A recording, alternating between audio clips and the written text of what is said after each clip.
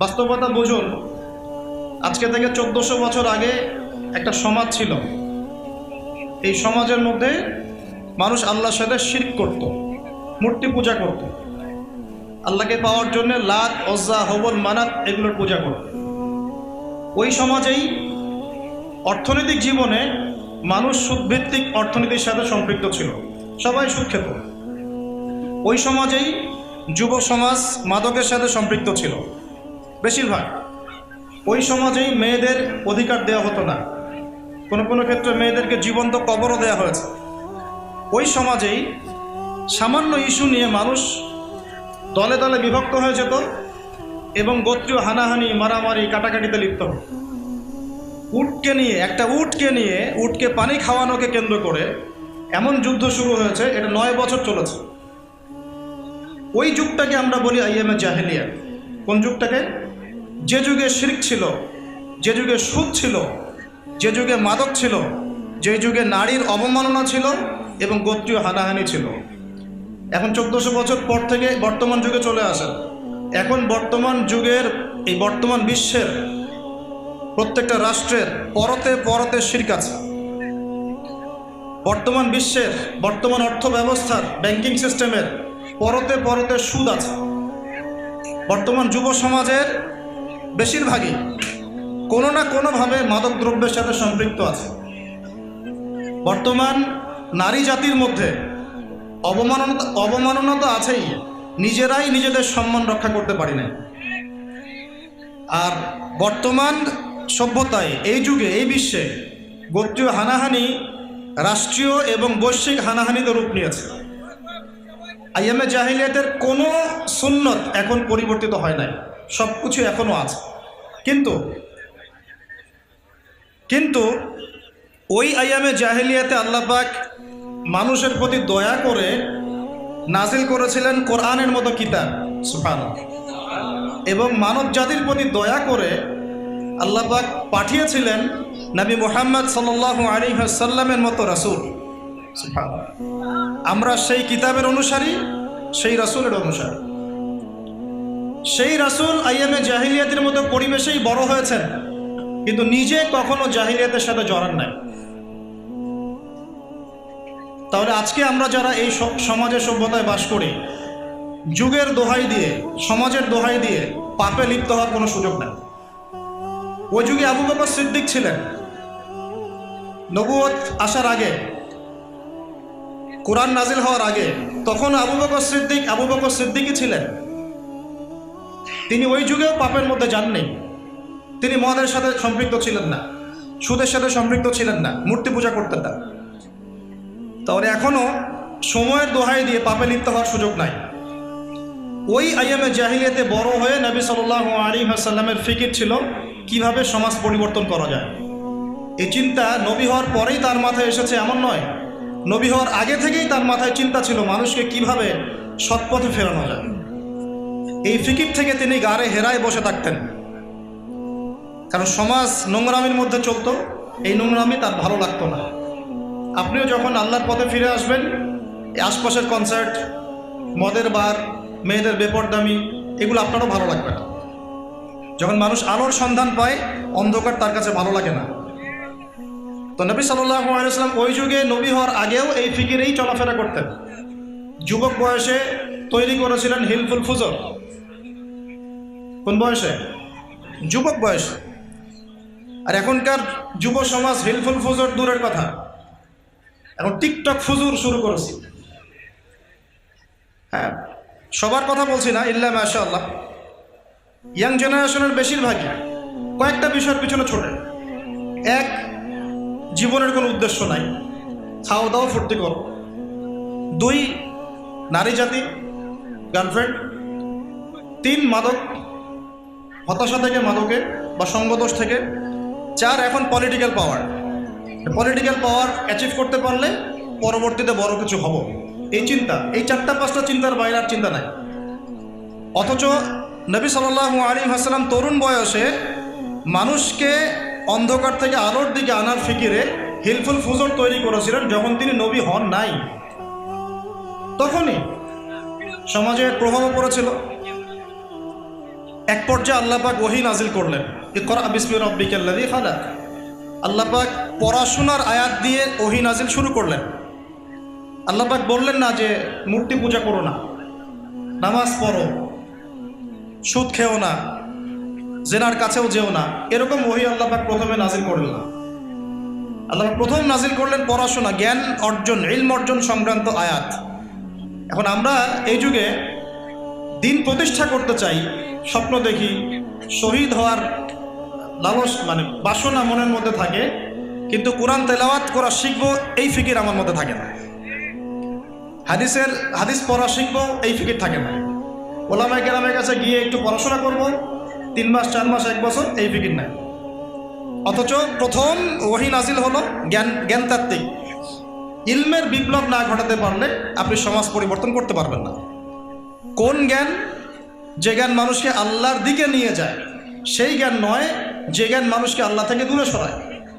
আর এখনকার পুরো বৈশ্বিক শিক্ষা সিস্টেমটা এভাবে ঢেলে সাজানো হয়েছে যে ধীরে ধীরে এই শিক্ষা সিস্টেম মানুষকে আল্লাহ থেকে দূরে সরায় দিবে। ইল্লা মাশাআল্লাহ, শুধু এর বাইরে যারা ওহী ভিত্তিক জ্ঞান চর্চা করি তাদের কথা আলাদা। বাকি আপনি যে কোনো জায়গায় যান, আস্তে আস্তে আপনি আল্লাহ থেকে দূরে সরবেন। 20 বছর অনেক দিন বলেছে আপনাদেরকে, 20 বছর পড়াশোনা করেছেন, 20টা কোরআনের সূরা আপনার জানা নাই, 20টা মাসাইল আপনার জানা নাই, কিন্তু 20টা হাদিস আপনি বলতে পারবেন না। ছোট হাদিস, ইন্নামাল আমালু বিন্নিয়াত, আল হায়া শু'বাতু মিনাল ঈমান, এই ধরনের ছোট ছোট হাদিসগুলো আপনি বলতে পারবেন না, 20টা পারবেন না। 20 বছর পড়াশোনা করেছেন। 20 জন সাহাবীর নাম আপনি বলতে পারবেন না, ইল্লা মাশাআল্লাহ। আশারায়ে মুবাশশারার 10 জন সাহাবীর নাম এই যুব সমাজের বেশিরভাগই বলতে পারবে না। 10 জন ফুটবল প্লেয়ারের নাম জিজ্ঞাসা করেন, 10 জন নায়কের নাম জিজ্ঞাসা করেন, নায়িকার নাম জিজ্ঞাসা করেন, ফটফট করে বলে দিবে। এখনও ঠিক বলে দাঁত কেলিয়ে হাসছে। ননসেন্স, কমন সেন্স নাই, কমন সেন্স নাই। কথাটা তো তার কলিজার মধ্যে নেওয়া উচিত ছিল, তাই তো? যে আমি 20 বছরে 20 জন সাহাবীর নাম শিখতে পারলাম না, কি করলাম 20 বছরে? কি করলাম 20 বছরে? আমি প্রত্যেকটা দিন খেয়ে না খেয়ে স্কুলে গিয়েছি, কলেজে গিয়েছি, ভার্সিটিতে গিয়েছি, মেসে থেকেছি, বাবার জমি বিক্রি করে বাবা পড়িয়েছে। তা আমার পড়াশোনার ভিশনটা কি? একটা জব, একটা চাকরি? এটা তো দুনিয়াবি শিক্ষার কথা গেল। দ্বীনি ইলমের জ্ঞানও যদি কেউ দুনিয়ার উদ্দেশ্যে শেখে জাহান্নামে যাবে। নাউজুবিল্লাহ। যে আমি যদি এই উদ্দেশ্যে জ্ঞান চর্চা করি যে আমি দাওরা হাদিস পরীক্ষা দিব বা দিচ্ছি, উদ্দেশ্য কি? মানুষ আমাকে আলেম বলবে, মানুষ আমাকে বড় ফকিহ বলবে, ইফতা দিয়েছে মাশাআল্লাহ, এই উদ্দেশ্যে যদি জ্ঞান অর্জন করা শুরু করি জাহান্নামে যেতে হবে। নাউজুবিল্লাহ। তাহলে দুনিয়ার জ্ঞান যে উদ্দেশ্যে আপনি অর্জন করছেন, অনলি একটা চাকরি, এখানে তো আল্লাহ নাই, আল্লাহর কনসেপ্টই নাই, আল্লাহর সন্তুষ্টি তো বহু দূরের কথা। আমি বলছি না যে এই জ্ঞান আপনি অর্জন করবেন না, কিন্তু ইসলামী শিক্ষা বাদ দিয়ে নয়। এখন এই শিক্ষাকে সমন্বয় করবে কে? এখন কেন এগুলো কথা বলতে হচ্ছে? এগুলো তো সমন্বয় 50 বছর আগেই করা উচিত ছিল। 10 জন সাহাবীর নাম বলতে পারবে না, তাদেরকে জানাতে হয় সালাউদ্দিন আইয়ুবী রাহিমাহুল্লাহ একজন বীর ছিলেন, ওদেরকে জানাতে হয় নুরুদ্দিন জঙ্গির কথা, বিন কাসেমের কথা, তারেক বিন জিয়াদের কথা, তাদেরকে জানাতে হয়, বুঝাতে হয় যে তারা আমাদের শেকড় ছিলেন, তারা আমাদের সিংহ পুরুষ ছিলেন। হামজা রাদিয়াল্লাহু আনহুর শাহাদাতের ঘটনা দেখবেন বেশিরভাগ ইয়াং জেনারেশন জানে না। মুসআব বিন উমাইরকে চিনে না। একজন সাহাবীকে নবীজি বলেছেন, তুমি কেউ যদি পৃথিবীতে জীবন্ত কোনো শহীদকে দেখতে চায় সে যেন এই সাহাবীকে দেখে। নাম কি জিজ্ঞাসা করেন? বলতে পারবে না। বলে দিচ্ছি, তার নাম তালহা বিন উবাইদুল্লাহ রাদিয়াল্লাহু আনহু। তালহা রাদিয়াল্লাহু আনহু উহুদের যুদ্ধের দিন আল্লাহ নবী সাল্লাল্লাহু আলাইহি ওয়াসাল্লাম বিপর্যয়ের সময় ডানে বামে মাত্র 9 জন সাহাবী ছিলেন, 7 জন আনসারী, 2 জন মুহাজির। 2 জন মুহাজিরের একজন তালহা রাদিয়াল্লাহু আনহু, একজন সাদ বিন আবি ওয়াক্কাস। তালহা রাদিয়াল্লাহু আনহু আল্লাহ নবীকে সেভ করার জন্য এদিকে 7 জন একে একে শহীদ হয়েছে, বাকি 2 জন বেঁচে আছেন, সাদ বিন আবি ওয়াক্কাস, তালহা বিন উবাইদুল্লাহ রাদিয়াল্লাহু আনহু। নবীকে সেভ করার জন্য পিছন দিকে ঘুরে যুদ্ধ করতে হচ্ছে, পিঠে এসে তীর লাগছে একটা একটা করে। এগুলো আমরা সব জাস্ট বলতে পারি, আপনারা শুনতে পারেন, কেউ উপলব্ধি কেউ করতে পারবো না। রিয়েলাইজ করার ক্ষমতা আমাদেরকে দেওয়া হয়নি এখনো, কারণ আমরা সেই সিচুয়েশন দেখি নাই চোখ দিয়ে। গাজার অবস্থা আমরা দেখি মিডিয়াতে, শুনি পত্রিকায়, পড়ি, উপলব্ধি করার ক্ষমতা আমাদেরকে দেওয়া হয় নাই, কারণ আমরা সেই সিচুয়েশনে পড়ি নাই। আল্লাহ না করুক যদি পড়ি কখনো, তাহলে বুঝতে পারবো, তো বলা হচ্ছে ওই সাহাবীর শরীরে ওই দিন 50টার বেশি আঘাতের চিহ্ন ছিল। এই অবস্থাতেও তিনি নবী সাল্লাল্লাহু আলাইহি ওয়াসাল্লামকে কাঁধে উঠিয়ে, আল্লাহ নবী কিন্তু রুগ্ন পাতলা মানুষ ছিলেন না, একদম ভালো ফিগারের মানুষ ছিলেন। ওটা আরেকটা আলোচনা, ওটা পরে করবো ইনশাআল্লাহ, অন্য একদিন। এই মানুষটাকে তিনি কাঁধে উঠিয়ে উহুদ পাহাড়ের উপর উঠেছেন, তালহা রাদিয়াল্লাহু আনহু। আর আল্লাহ নবী ওই দিন বলেছেন, কেউ যদি জীবন্ত কোনো শহীদকে দেখতে চায়, সে তালহাকে দেখুক। শহীদ হয়ে গেছে, মাটিতে হেঁটে বেড়াচ্ছে, জীবন্ত শহীদ। আর একজন সাদ বিন আবি ওয়াক্কাস রাদিয়াল্লাহু আনহু। অন্যান্য সব সাহাবী আল্লাহ নবীকে একটা কথা বলতেন, আমার পিতামাতা আপনার জন্য কোরবান হোক। শুনেছেন না? ইয়া রাসূলুল্লাহ, আমার পিতামাতা আপনার জন্য কোরবান হোক। আল্লাহ নবী নিজে এই একমাত্র সাহাবী সাদ বিন আবি ওয়াক্কাস রাদিয়াল্লাহু আনহুকে উহুদের যুদ্ধের দিন বলেছিলেন, সাদ তীর ছোড়ো, সাদ তীর ছোড়ো, আমার পিতামাতা তোমার জন্য কোরবান হোক। সাদ বিন আবি ওয়াক্কাস মাদিয়ান বিজয়ী, পরবর্তীতে মাদিয়ান বিজয়ী বীর সেনাপতি। এই জেনারেশনকে আপনাদের এই নামগুলো শোনাতে হয়, চেনাতে হয়, তাদেরকে বুঝতে পারছেন তারা শিক্ষা সিস্টেমে কত পিছিয়ে গেছে, কত দূর চলে গেছে আল্লাহ থেকে, রাসূল থেকে, সাহাবীদের থেকে। যারা মাদ্রাসায় পড়ে তারাই শুধু এগুলো জানে। আর এই টোটাল পপুলেশনের কত পার্সেন্ট মানুষ মাদ্রাসায় পড়ে? অর্ধেক? মোটেও না, আরো কম নিশ্চয়ই, 40%, 30%, হয়তো 20% হবে। আর বিশ্বাস করেন, আমরা দেশ ঘুরে যা বুঝতে পারি যে বাংলাদেশের মোট জনসংখ্যা হয়তো 5 থেকে 10% মানুষ দিন নিয়ে ফিকির করে, বাকিদের কোনো ফিকিরই নাই। তো আমাদের ওস্তাদরা এখন বলেন যে জেনারেল শিক্ষিত মানুষদের মধ্যে কিভাবে দিনটা প্রচার বেশি বেশি করা যায়, এই ফিকির করো তোমরা। আমাদের ওস্তাদরা এখন এই কথা বলেন, জেনারেল শিক্ষিত মানুষদেরকে ইসলাম থেকে এত দূরে সরিয়ে দেওয়া হচ্ছে, তাদেরকে কিভাবে ইসলামের দিকে আনা যায় সেই ফিকির করো তোমরা। যে কথাটা বলতে গিয়ে এতদূর চলে আসলাম। আল্লাহ নবী সাল্লাল্লাহু আলাইহি ওয়াসাল্লামের কাছে প্রথম ওহী এসেছে পড়াশোনা কেন্দ্রিক। অতএব আমাদের সবার আজকের প্রথম লেসন, নসিহাত হচ্ছে, শিক্ষাটা হচ্ছে, দিনের যদি বিজয়ে আপনি চান, নিজের যদি ইহকালীন কল্যাণ চান, পরকালীন মুক্তি চান, বা আমরা চাই, তাহলে লেখাপড়া করার কোনো বিকল্প নাই। একদিনের ওয়াজ শুনে বাসায় চলে যাবেন, কোনো ফায়দা নাই। আপনাদেরকে ওলামায়ে কেরামের কাছে এসে পড়াশোনা করতে হবে, একটা সিলেবাস করে নিতে হবে। ওস্তাদ বা হুজুর, আমি এই পর্যন্ত পড়েছি, আমাকে একটা সহজ সিলেবাস করে দেন, কিভাবে পড়াশোনা করলে আমি দিনের জ্ঞান অর্জন করতে পারবো, একটু দাওয়াতি কাজ করতে পারবো, দিনের কিছু কাজে আসতে পারবো। আর এটা অবশ্যই আলেম লাগবে।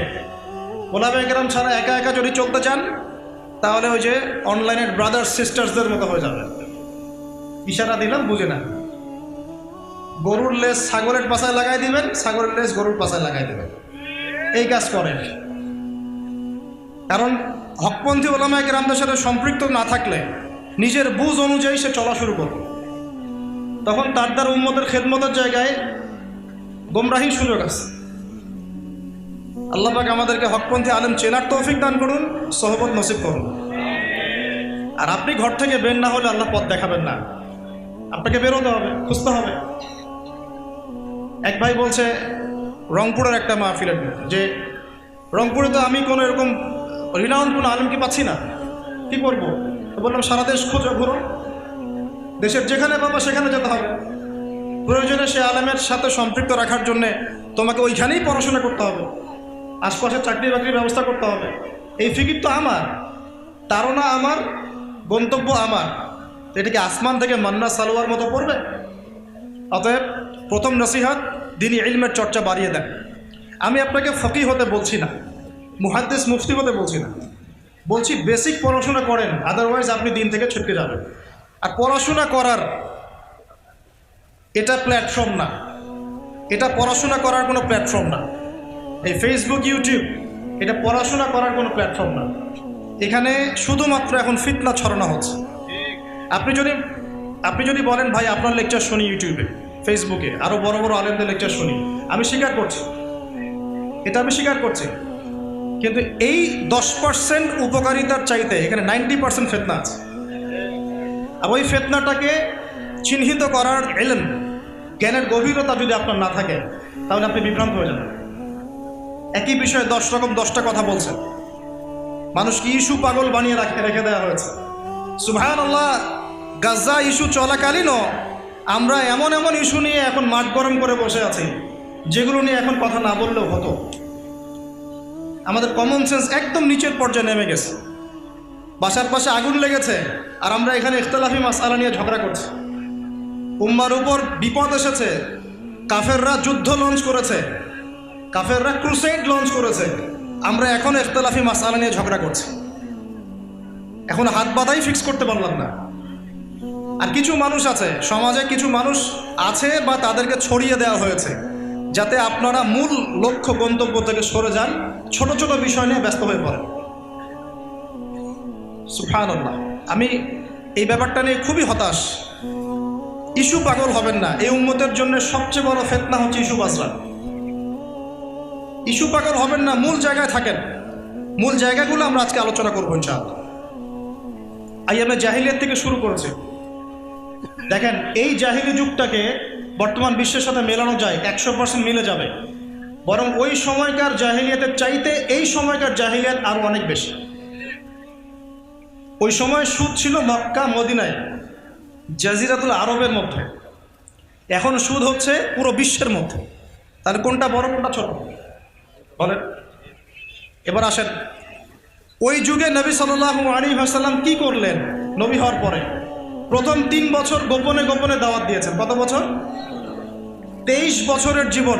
নববী জীবন কত বছরের? প্রথম 13 বছর মক্কায়, পরের 10 বছর মদিনায়। এই মক্কার 10 বছরের প্রথম 3 বছর তিনি গোপনে দাওয়াত দিয়েছেন। আল্লাহ নবীর কাছে ফেরেশতা জিবরাইল আসেন, যার একটা পাখার বাড়িতেই আবু জেহেলদের পুরো সংসদ ভেস্তে যেতে পারে। তাহলে আল্লাহ নবীকে কেন গোপনে দাওয়াত দিতে হয়?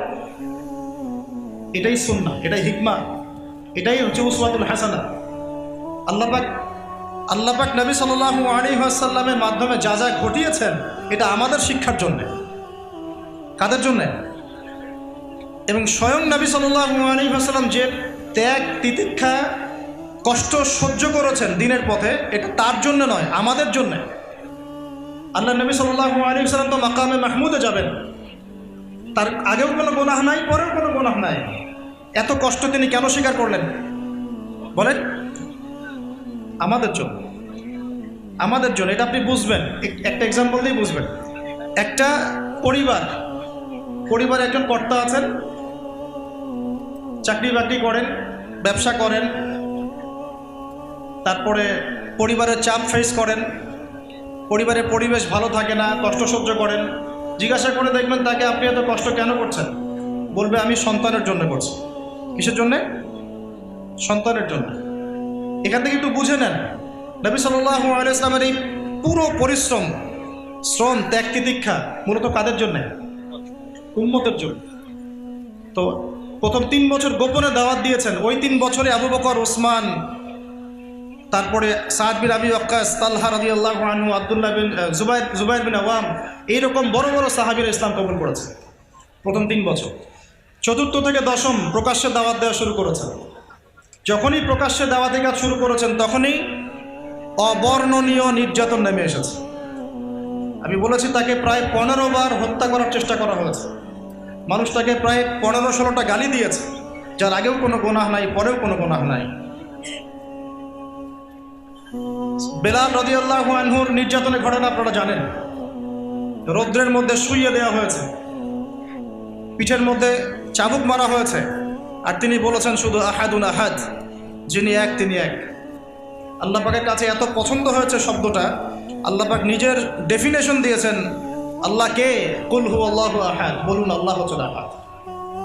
যেই বেলাল রাদিয়াল্লাহু আনহুকে মক্কায় নির্যাতন করা হয়েছিল, তাকে আল্লাহ পাক এমন সম্মান দিয়েছেন, কয়েক বছর পরে তিনি কাবা ঘরের ছাদে উঠে আজান দিয়েছেন যে তোমরা হাবাসাতে হিজরত করো। কোন জায়গায়? কোন জায়গা বলেন? হাবাসা। হাবাসা কোন জায়গায় এখন? Ethiopia, Eritrea. এখনকার ইথিওপিয়া, ইরিত্রিয়াকে হাবাসা বলে। নবীজি বলেছিলেন সেখানে একজন রাজা আছেন যার নাম নাজাশী, তার রাজ্যে কেউ জুলুমের শিকার হয় না। সাহাবীরা সেখানে হিজরত করলেন এবং সেই বাদশা ভালো ছিল। এরপর নবী সাল্লাল্লাহু আলাইহি ওয়াসাল্লাম নিজে গিয়েছেন তায়েফে। তায়েফে 3 জন বড় বড় গোত্র নেতা ছিল। একজনের নাম ছিল আব্দে ইয়ালাই, একজনের নাম ছিল আব্দে মাসউদ, আরেকজন ছিল হাবিব বিন আমর।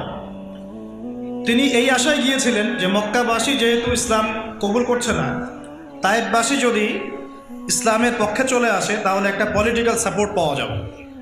তায়েফবাসী ইসলাম তো কবুল করলোই না, বরং অবর্ণনীয় নির্যাতন করেছে।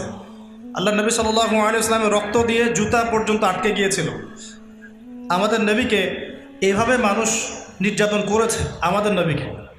তারপরেও তিনি তাদের বিরুদ্ধে বদদোয়া করেন নাই, বরং তাদের পক্ষে দোয়া করেছেন। এবার তিনি মক্কায় ফিরে এসেছেন।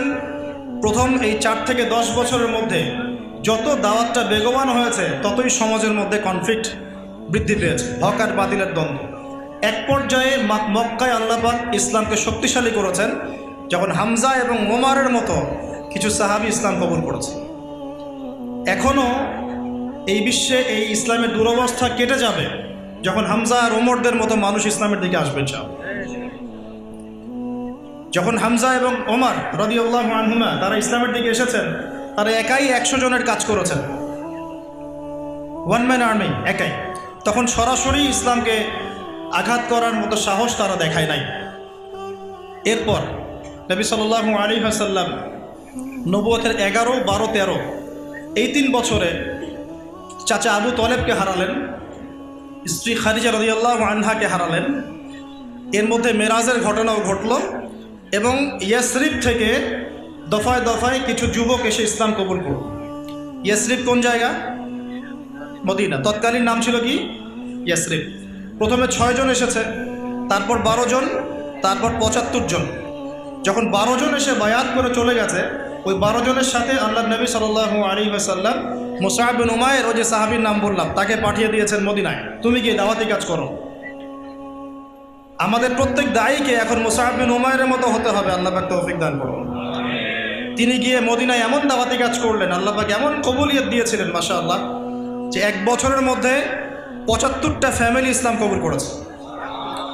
তারা এসেছেন পরের বছর, নবুয়তের 13তম বছর, এই যে 13 বছর মক্কার, এই 13তম বছর এসে বায়াত করেছেন, আল্লাহর সাথে কাউকে শরীক করব না, সন্তানদেরকে হত্যা করব না, চুরি করব না, তারপরে সৎ কাজে আদেশ করব, অসৎ কাজে নিষেধ করব, একে অপরের প্রতি মিথ্যা অপবাদ দিব না, এবং আপনি যখন হিজরত করে আমাদের ওখানে যাবেন, আমরা নিজেদের স্ত্রী সন্তানকে যেভাবে হেফাজত করি, প্রোটেক্ট করি, আপনাকেও করবো ইনশাআল্লাহ। সাহাবীরা বলছেন আমরা কি পাবো ইয়া রাসূলুল্লাহ এগুলো যদি করি? নবীজি বলছেন জান্নাত, আল জান্নাহ, শুধু জান্নাত পাবেন। এই 75 জন যখন ইসলাম কবুল করেছেন, তারপরেই হিজরতের প্রেক্ষাপট তৈরি হয়েছে। নবী সাল্লাল্লাহু আলাইহি ওয়াসাল্লাম সাহাবীদেরকে নিয়ে এবার হিজরত করলেন। ওই মদিনায় একটা ইসলামী রাষ্ট্র কায়েম হলো। এখন আর ইসলাম দুর্বল নাই, রাষ্ট্র একটা কায়েম হয়ে গেল। ওখানে মসজিদ হলো। ধৈর্যের পরীক্ষা দিচ্ছি আমি, ওয়াল্লাহি মসজিদ হলে এই পরীক্ষা দিতাম না, কারণ এটা মাহফিলের মাঠ, এখানে এই ধৈর্যের পরীক্ষা দিতে হচ্ছে। এই জন্য শুরুতে একটা কথা বলেছিলাম, যত বেশি পারেন মসজিদ ভিত্তিক দিনই প্রোগ্রাম করেন। ওয়াজ মাহফিল আলোচনার আদবের একটা পরিবেশও রক্ষা করা যায় না অনেক সময়। এই জন্যে আমার নিজেরও দিন দিন খুব অনাগ্রহ সৃষ্টি হচ্ছে ওয়াজ মাহফিল সংগ্রাম সম্পর্কে। এটা আমার অপারগতা ধরে নেবেন আর কি, এগুলোতে গোনা হয়। সূরা হুজুরাত পড়লে আপনারা বুঝতে পারতেন, সূরা হুজুরাত পড়লে বুঝতে পারতেন, যেখানে আল্লাহ এবং তার রাসূলের কথা আলোচনা হয়, সেখানে কোনো প্রকার বেয়াদবি করা জায়েজ নেই, উল্টা নেকির জায়গায় গোনা হয়ে যাবে। আর বক্তা কি করে, একটা বিষয়ে রেডি করে মাথায় নিয়ে আসে। যদি বিজ্ঞ কোনো স্কলার হয় বা কোনো আলেম হন, তিনি কিন্তু হোমওয়ার্ক করে আসেন যে আমি এইভাবে আলোচনাটা সাজাবো ইনশাআল্লাহ। যখনই আলোচনার মাঝখানে প্রতিবন্ধকতা আসে, অথবা কোনো আশপাশ থেকে শোরগোল গণ্ডগোল ইত্যাদি হয়, ওয়াজ মাহফিলে বক্তা তার আলোচনার গতি হারায় ফেলে। তখন সুর চলে কিছুক্ষণ, আর মানুষ মনে করে যে অনেক সুন্দর ওয়াজ হচ্ছে, সে টাইম পাস করে, তারপর উঠে চলে যায়, দ্যাটস অল। আর জনগণও সেই রাতের ওয়াজ শুনে বাসায় গিয়ে ঘুমায়, ফজরের নামাজ পড়া যায়। তো মূল জায়গাটা হচ্ছে কি, সাহাবাওয়ালা জিন্দেগি, সাহাবাওয়ালা দাওয়াত, সাহাবাওয়ালা শ্রোতা, এই প্রেক্ষাপটটা যদি সৃষ্টি করতে চান, ফিরায় আনতে চান, তাহলে ওই পরিবেশ দিতে হবে প্রত্যেকটা ক্ষেত্রেই, প্রত্যেকটা জায়গায়। এই যে হিজরত মদিনায় হলো, আমরা বোঝাতে যাচ্ছি যে কিভাবে আমরা এই প্রেক্ষাপটেও দিন কায়েম করতে পারি। নবী সাল্লাল্লাহু আলাইহি ওয়াসাল্লামের তরিকাটা কি ছিল? প্রথমে তিনি দাওয়াত দিলেন 3 বছর, তারপরে সাহাবীরা প্রকাশ্য দাওয়াতের সময় নির্যাতনের সম্মুখীন হলেন, এক পর্যায়ে হিজরত করলেন। তিনি নিজেও তায়েফে গেলেন, সেখান থেকে আবার ফিরে আসলেন। আল্লাহ পাক 3 বছর তাদেরকে শিয়ারে আবু তলেবে রেখেছেন, 3 বছর অবর্ণনীয় কষ্ট স্বীকার করেছেন। তারপরের বছর আমল হুজন ছিল, চাচার ইন্তেকাল হয়ে গেল, আবু তলেব, খাদিজা রাদিয়াল্লাহু আনহার ইন্তেকাল হয়ে গেল। আল্লাহ পাক এই সময় মেরাজের ঘটনা ঘটিয়েছেন, সুবহানাল্লাহ। তারপরে 3 বছর ব্যাক টু ব্যাক 6 জন 12 জন 75 জন ইসলাম কবুল করলেন। মদিনায় হিজরতের প্রেক্ষাপট সৃষ্টি হলো, ইসলামের রাষ্ট্র মক্কায় কায়েম হলো না, আল্লাহ পাক মদিনাকে কবুল করলেন, সুবহানাল্লাহ। আল্লাহ পাকের কোনো পরোয়া নাই যদি বাংলাদেশের মানুষ দিন কায়েম না করে, যদি বাংলাদেশের মানুষ দিন না পালন করে, দিন পালনের, প্রচারের, প্রসারের, কায়েমের প্রচেষ্টা না চালায়, আল্লাহ পাকের কিচ্ছু যায় আসে না। মক্কাবাসী কবুল করে নেই, আল্লাহর কিছুই যায় আসে নাই। আল্লাহ পাক মদিনাবাসীকে তৌফিক দিয়ে ধন্য করেছেন। ইসলামের ইতিহাসের প্রথম ইসলামিক স্টেট মক্কা নয়, প্রথম ইসলামিক স্টেট মদিনা। দারুল আরকাম ছিল যেমন মক্কায়, মদিনায় গিয়ে নবী সাল্লাল্লাহু আলাইহি ওয়াসাল্লাম আগে মসজিদে নববী নির্মাণ করলেন। জ্ঞান চর্চা, ওই যে প্রথমে বলেছি ইলমের চর্চা, কিন্তু ফাংশন চেঞ্জ হলো। কীরকম চেঞ্জ হলো? দারুল আরকাম শুধু দিনই জ্ঞান শিক্ষা, তাসকিয়া, দাওয়াত, এই মেহনতের একটা মার্কাজ ছিল। কিন্তু মসজিদে নববী শুধুমাত্র দাওয়াতের মার্কাজ ছিল না, বরং ওই মার্কাজ থেকে জিহাদের মুভমেন্টগুলো হয়েছে। পার্থক্য বুঝতে পারছেন? ওইখানে মসজিদে নববী কিন্তু শুধুমাত্র দাওয়াত, ইলমের প্রচার প্রসার, তাসকিয়ার মার্কাজ নয়। ওখান থেকেই পররাষ্ট্র নীতি অবলম্বন করা হচ্ছে, ওটা একটা সংসদের রূপে কাজ করছে। কোন জায়গাটা? নববী, মসজিদে নববী। এখন অবশ্য এটা নাই, এখন অবশ্য এটা অ্যাজ এ পার্লামেন্ট কাজ করছে না। করছে কি? রাসূল সাল্লাল্লাহু আলাইহি ওয়াসাল্লামের যুগে সেখানে দিনের জ্ঞান শিক্ষা দেওয়া হতো, দার্স হতো, মানুষ ইতিকাফ করতো, সালাত করতো, তিলাওয়াত করতো, জিকির করতো। পাশাপাশি ওইখান থেকেই সামরিক বিষয়গুলো মীমাংসা করা হতো, সৈন্য পাঠানো হতো, দাওয়াতের মেহনত হতো, ওখান থেকে জিহাদের মুভমেন্ট হতো। এখন কি সেটা হচ্ছে? তাহলে ফাংশন পার্থক্য বুঝতে পারলেন? মদিনা হলো প্রথম ইসলামিক স্টেট। তারপর নবী সাল্লাল্লাহু আলাইহি ওয়াসাল্লাম রাষ্ট্রটাকে ঢেলে সাজালেন। প্রথমে আনসার আর মুহাজিরদের মধ্যে ভ্রাতৃত্বের বন্ধন সৃষ্টি করলেন। কেন এটা জরুরি? কারণ জনগণের মাঝে যদি ঐক্য না থাকে, আপনি জনগণকে নিয়ে দিন কায়েম করতে পারবেন না। এটার অভাবেই তো আমরা ভুগছি, এই কারণেই তো পারছেন না বা পারছি না। পারবেন কিভাবে? আমরাই তো আমাদের শত্রু হয়ে গেছি। আমরা এমনভাবে আমাদের শত্রু হয়ে গেছি যে মনে হয় যে কারো মান সম্মান হানি করাটাকে মানুষ সওয়াবের কাজ মনে করে, তাই না? কোন এক ভাই একটা ভুল করেছে মনে করেন, হতেই পারে, বা পাপও করেছে মনে করেন, পাপ করতেই পারে। তো প্রথম দায়িত্বটা আমাদের এখন হয়ে গিয়েছে এই যুগে এসে, ওই পাপটাকে সরওয়ার্দী উদ্যানে গিয়ে 1 লাখ মানুষকে জড়ো করে বলতে হবে যে আমার অমুক ভাই আব্দুল্লাহ এই পাপটা করেছে। ওই সরওয়ার্দী উদ্যান হচ্ছে এখনকার ফেসবুক। বোঝাতে পারছি না মনে হয়।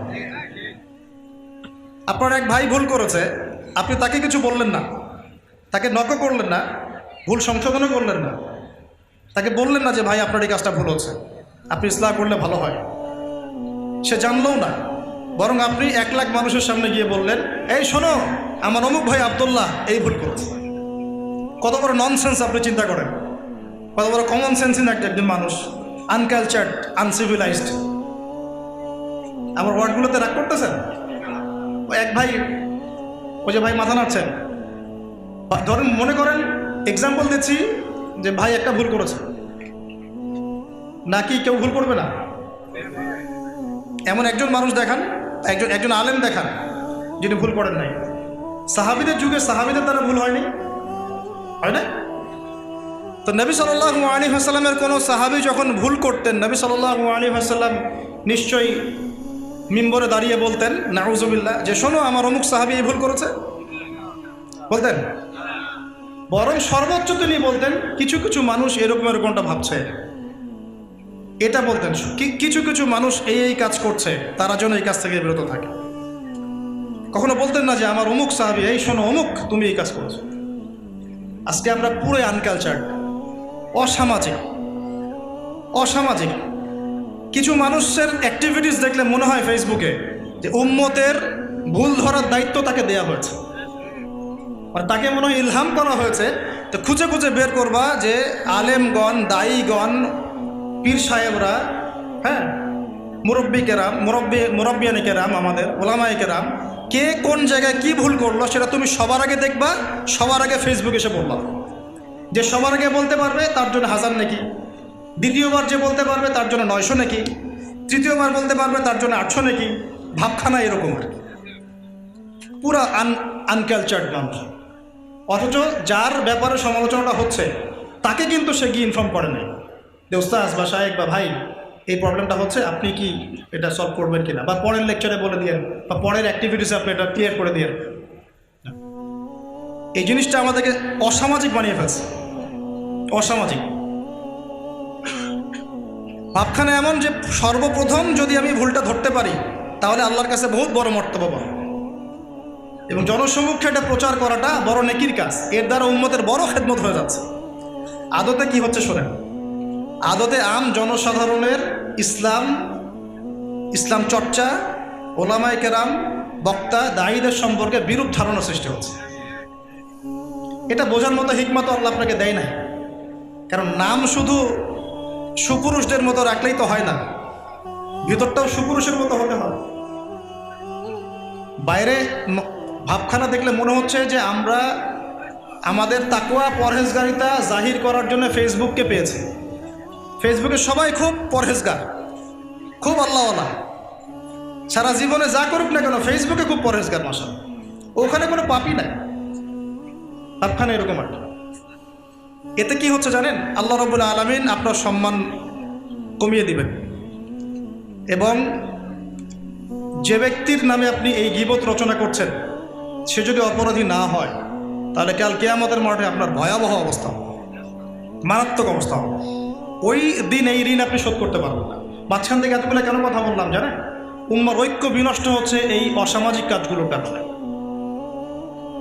আমরা উম্মাকে ঐক্যবদ্ধ করার আপ্রাণ চেষ্টা চালাচ্ছি, কিন্তু কিছু কিছু মানুষ সিলি কিছু বিষয় নিয়ে মানুষকে ব্যস্ত করে রাখছে। এগুলো কোনো তানহাউনা আনিল মুনকার হচ্ছে না, এটা অসৎ কাজের নিষেধ নয়, বরং এটা আপনি ফাসাদ সৃষ্টি করছেন। ঘরের সমস্যা ঘরে সলভ করতে হয়। আপনার যদি ওয়াইফের সাথে কোনো প্রবলেম হয়, আপনি কি এখন এই ওয়াজে এসে বলবেন যে আমার ওয়াইফের সাথে আমার এই সমস্যা হচ্ছে, শোনেন ভাই আপনারা শোনেন, আমার ওয়াইফের সাথে আমার বহুত সমস্যা চলছে, আপনি কি এখানে এসে কথা বলবেন? ঘরের সমস্যা ঘরে সলভ করবেন। সলভ না হলে ইসলামী শরীয়ত মোতাবেক রাস্তা আছে, ওই রাস্তায় যাবেন, বাস হয়ে গেল।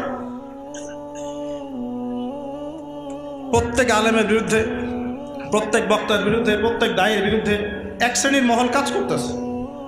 তো এগুলো আসলে কাজ করে না কাজ করায় কেউ, এটাও একটা প্রশ্নবোধিত বিষয়। আমার তো মনে হয় কিছু মানুষ ইচ্ছাকৃতভাবে কাজ করায় এর পিছনে। নবী সাল্লাল্লাহু আলাইহি ওয়াসাল্লাম মদিনায় গিয়ে প্রথম মসজিদ নববী নির্মাণের পরেই আনসার আর মুহাজিরদের মধ্যে ভ্রাতৃত্বের বন্ধন স্থাপন করেছে। এই ভ্রাতৃত্বের বন্ধন যতদিন পর্যন্ত আমরা স্থাপন করতে পারবো না, এই গরম গরম লেকচার দিয়েও কোনো লাভ। মন ঠিক কর, কলবটা ঠিক করি ভাই, কলব ঠিক করি ভাই। যে ভাই সম্পর্কে আপনি খারাপ কিছু চিন্তা করছেন, হতে পারে সে আল্লাহর কাছে অনেক বড় মর্তবা অলরেডি লাভ করে ফেলেছে। কাল কিয়ামতে সিংহায় ফুৎকার দেওয়ার পরে আপনার আমার কি অবস্থা হবে, এটাই ফিকির করার বিষয়। ও কি করলো, ওর কি পরিণতি হবে, এই জাজমেন্ট করার দায়িত্ব আল্লাহ আপনাকে দেন নাই? আমরা তো এমন হয়ে গেছি যে মানুষকে নিজে আল্লাহর আসনে বসে জাজ করা শুরু করে। ব্যাপারটা বোঝেন, নিজে আল্লাহ পাকের জায়গায় গিয়ে মানুষকে জাজ করা শুরু করতেছে। অনেকে তো আছে কথায় কথায় মানুষকে কাফের ফতোয়া দিয়ে ফেলছে, তাই না? কথায় কথায় মানুষকে জাহান্নামী বানানোর চেষ্টা করছে, এটা এই এটা সেই ও এমুক। যতক্ষণ পর্যন্ত না সে ব্যক্তি বলে আরে ভাই আমার ভুল হয়েছে, আমি জাহান্নামী হয়ে গেছি, আমাকে মাফ করেন, ততক্ষণ সে ক্ষান্ত হচ্ছে না। কি একটা অবস্থা, সুবহানাল্লাহ। আর এগুলো আমরা করছি কোন সময়? যখন ঘরের পাশে আগুন লেগে গেছে। কোন সময় করছি? যখন কুফফাররা আমাদের বিরুদ্ধে ক্রুসেড রচনা করেছে। কোন সময় করছি? যখন আমাদের হকপন্থী ওলামায়ে কেরাম আস্তে আস্তে কমে যাচ্ছে। কোন সময় করছি? যখন আমরা সবাই সুদের মধ্যে নিমজ্জিত। কোন সময় করছি? যখন রাষ্ট্রীয়ভাবে আমরা একটা রাজনৈতিক দ্বন্দ্বের মধ্যে আছি। কোন সময় করছি? যখন বৈশ্বিকভাবে আমরা চতুর্মুখী চাপের মধ্যে আছি। কোন সময় করছি? যখন মানুষ নামাজ ছেড়ে দিচ্ছে, মানুষ কোরআন তেলাওয়াত থেকে দূরে, মানুষ পর্দা থেকে দূরে। বাস্তবতার খবর আপনি রাখেন কি? আসলে বাস্তবতা কোন জায়গায়? এটা হলো বাস্তব, এইটা হচ্ছে বাস্তবতা। পুরো বিশ্বের প্রেক্ষাপটটা এমন যে আমরা পুরো মুসলমানরা, শুধু বাংলাদেশের মুসলিমরা না, পুরো বিশ্বের মুসলিমরা ভয়ঙ্কর চাপের মধ্যে আছে।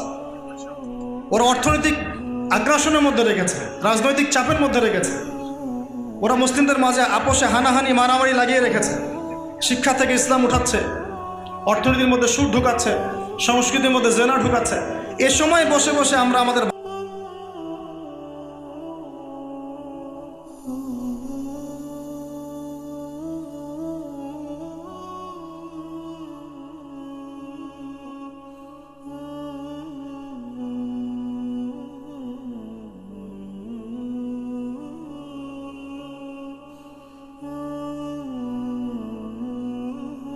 ইমামদের যুগ না, এটা মুহাদ্দিসের যুগ না, যে এখন একদম চুল ছেঁড়া বিষয়গুলোকে নিয়ে আমাদের একদম সবার মধ্যেই ফেরকাবাজি, বিভক্তি সৃষ্টি করতে হবে, ঐক্য বিনষ্ট করতে হবে। এটা সেই যুগ না, বরং এই যুগ তো এমন যুগ যখন 90% মানুষ সুদ খায়। তা আপনি যদি এতই মানুষের ভুল চর্চা নিয়ে ব্যস্ত থাকেন, তাহলে পলিটিক্যাল অ্যানালাইসিসগুলো করেন, দেখি কত বড় সাহস। জায়নিস্টদেরকে নিয়ে সমালোচনা করেন, দেখি কত বড় সাহস। ইসরায়েলের এগেনস্টে কথা বলেন, পশ্চিমাদের এগেনস্টে কথা বলেন, ইসলামের মূল শত্রুদের গোড়ায় গিয়ে কথা বলেন, সুদভিত্তিক ব্যাংকিং সিস্টেম নিয়ে কথা বলেন, পেপার মানি নিয়ে কথা বলেন, সামনে যেটা ইলেকট্রনিক ক্রিপ্টোকারেন্সির সুদ আসতেছে বিশ্বের উপরে, এটা নিয়ে কথা বলেন। দাজ্জালের জন্যে রাষ্ট্র প্রস্তুত করে ফেলেছে ইসরায়েল, ওইটা নিয়ে কথা বলেন। অগণিত শিশুকে হত্যা করা হচ্ছে, এটা নিয়ে কথা বলেন। মা বোন থেকে তুলে তুলে রেপ করা হচ্ছে, এটা নিয়ে কথা বলেন। সারা বিশ্বে একটা অঘোষিত ক্রুসেড লঞ্চ করেছে ওরা, ওদের এগেন্স্টে কথা বলেন। আপনার কথা কি শুধু আলেমদের বিরুদ্ধেই, মুসলিম ভাইয়ের বিরুদ্ধেই? মুসলমানরা কে কোন দোষ করলো এটা খুঁজে বের করে আপনার কাজ বা আমাদের কাজ? আমি কোনো ইন্ডিভিজুয়ালকে উদ্দেশ্য করে কথা বলছি না, আমি ওভারঅল আমাদের সাইকোলজিক্যাল কথাগুলো বলছি। আমাদের সাইকোলজি এমন কেন হবে? মূল শত্রুদেরকে চিনতে শিখি না কেন? মূল সমস্যাগুলো ফাইন্ড আউট করি না কেন? ওইগুলো নিয়ে কেন কথা বলছি না? ওইগুলো নিয়ে ফেসবুক কাঁপায় ফেলেন। একজন কবিকে নিয়ে আপনারা ফেসবুক এখন মাথায় ফেলছেন। আমি একটাও মন্তব্য করব না, শুধু এতটুকু কথা বলছি, এভাবে যদি গাজা ইস্যু নিয়ে সবাই দিনের পর দিন ফেসবুক গরম করে রাখতেন, হয়তো বা এখন কিছু হলেও করতে পারতাম। ওই এটা তো করলেন না, 2 দিন 3 দিন মায়া কান্না দেখালেন, বাস সবাই তো বন্ধ করে দিলাম কথা বলা। তারপরে এখন একটা একটা করে ইস্যু তৈরি করছি যেন ওইটা কোনো বিষয় না। তো যে মূল জায়গাটা আসি ভাই, মূল জায়গা হচ্ছে এখন এগুলোর সঠিক সময় নয়, এখন উম্মাকে ঐক্যবদ্ধ করার সময়। আর ঐক্যটা বাহ্যিকভাবে হবে না সব সময়, আপনাকে মন থেকে আগে ঐক্যবদ্ধ হতে হবে। আগে মন মানসিকতা ঠিক করি যে আমাদের হকপন্থী ওলামায়ে কেরামরা সবাই হকের উপর আছেন। বাসা কারো মধ্যে একটা মাসালা নিয়ে ইখতিলাফ থাকতে পারে, তার মধ্যে থাকতে পারে, বাট তারা দুজনেই হকের উপর আছে। আমরা তাদের দুজনের মধ্যে পার্থক্য করব না, 4 জনের মধ্যে পার্থক্য করব না, মনে করব যে হ্যাঁ তারা সবাই যার যার ইস্তেহাদে আছেন, সবাই হকের উপর আছেন, আমরা সবার সাথে আছি, সবাইকে শ্রদ্ধা করি, ভক্তি করি, সম্মান করি। যখনই আপনি পক্ষপাতিত্ব করতে যাবেন, বিভক্ত হয়ে যাবেন। আর কারা হকের উপর আছে এটার জন্য সিরাত আছে, কোরআন আছে, হাদিস আছে। এবং বরেণ্য উলামা কেরামের সহবত আছে, এর মধ্য দিয়ে আমরা জানবো, বুঝবো ইনশাআল্লাহ। এই বুঝটা তো আমাকে অর্জন করতে হবে। আল্লাহ পাক কি আমাকে গরু ছাগল করে পাঠিয়েছেন? আমি তো ইনসান, আমার তো বুঝ আছে, আমার তো বিবেক আছে। আল্লাহ পাক আমাকে জ্ঞান দিয়েছেন, পড়াশোনা করার তৌফিক দিয়েছেন। আমি স্টাডি করে গবেষণা করে দেখব কোনটা হকের বেশি কাছাকাছি। তো পয়েন্টে আসি, অনেক লম্বা হয়ে যাবে না। আল্লাহ নবী সাল্লাল্লাহু আলাইহি ওয়াসাল্লাম ভ্রাতৃত্বের বন্ধনকে গুরুত্ব দিয়েছে। আমরা এটা দিব তো ইনশাআল্লাহ। অনলাইন থেকে যতটুকু পারেন দূরত্ব অবলম্বন করেন, যতটুকু প্রয়োজন এতটুকু নেবেন, বাকিটা ছেড়ে দিন। আর তোমরা যারা এই যে টিকটক করো, ফেসবুকিং করো, ইউটিউবিং করো, তোমাদের যদি দিনের জ্ঞান না থাকে এই কাজ করতে যাবে না। দিনের যদি ইলম অর্জন এখনো না করে থাকো, তোমার জন্য ইউটিউবিং করা জায়েজ নাই, তোমার জন্য ইসলামিক ইউটিউব চ্যানেল খোলা জায়েজ নাই। কে ফতোয়া দিয়েছে? আবু তো আদনান ভাই ফতোয়া দিয়েছে। যদিও ফতোয়া দেওয়ার অধিকার আমার নাই, ওই যোগ্যতা আমার নাই, কিন্তু তুমি যদি দিনের জ্ঞান অর্জন না করো, কোরআনও তেলাওয়াত করতে না পারো, হাদিস কিছুই বোঝো না, দিনের উসুলও কিছু বোঝো না, তুমি ইউটিউবিং করতে গেলে কেন?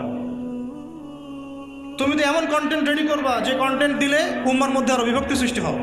তোমার তো কমন সেন্সই নেই। এবং কন্টেন্ট দেওয়ার আগে তো তুমি কোনো আলেমকে জিজ্ঞাসা করো নাই, ওস্তাদ এভাবে দিলে কি ঠিক হবে? কথা কি বুঝতে পারতেছেন? তো কিছুই বুঝতেছে না, দিনে কোরআনটাও তেলাওয়াত করতে পারে না, আর ও ইসলাম প্রচারের দায়িত্ব নিয়ে নিল। এটাও তো একটা ইসলাম প্রচার।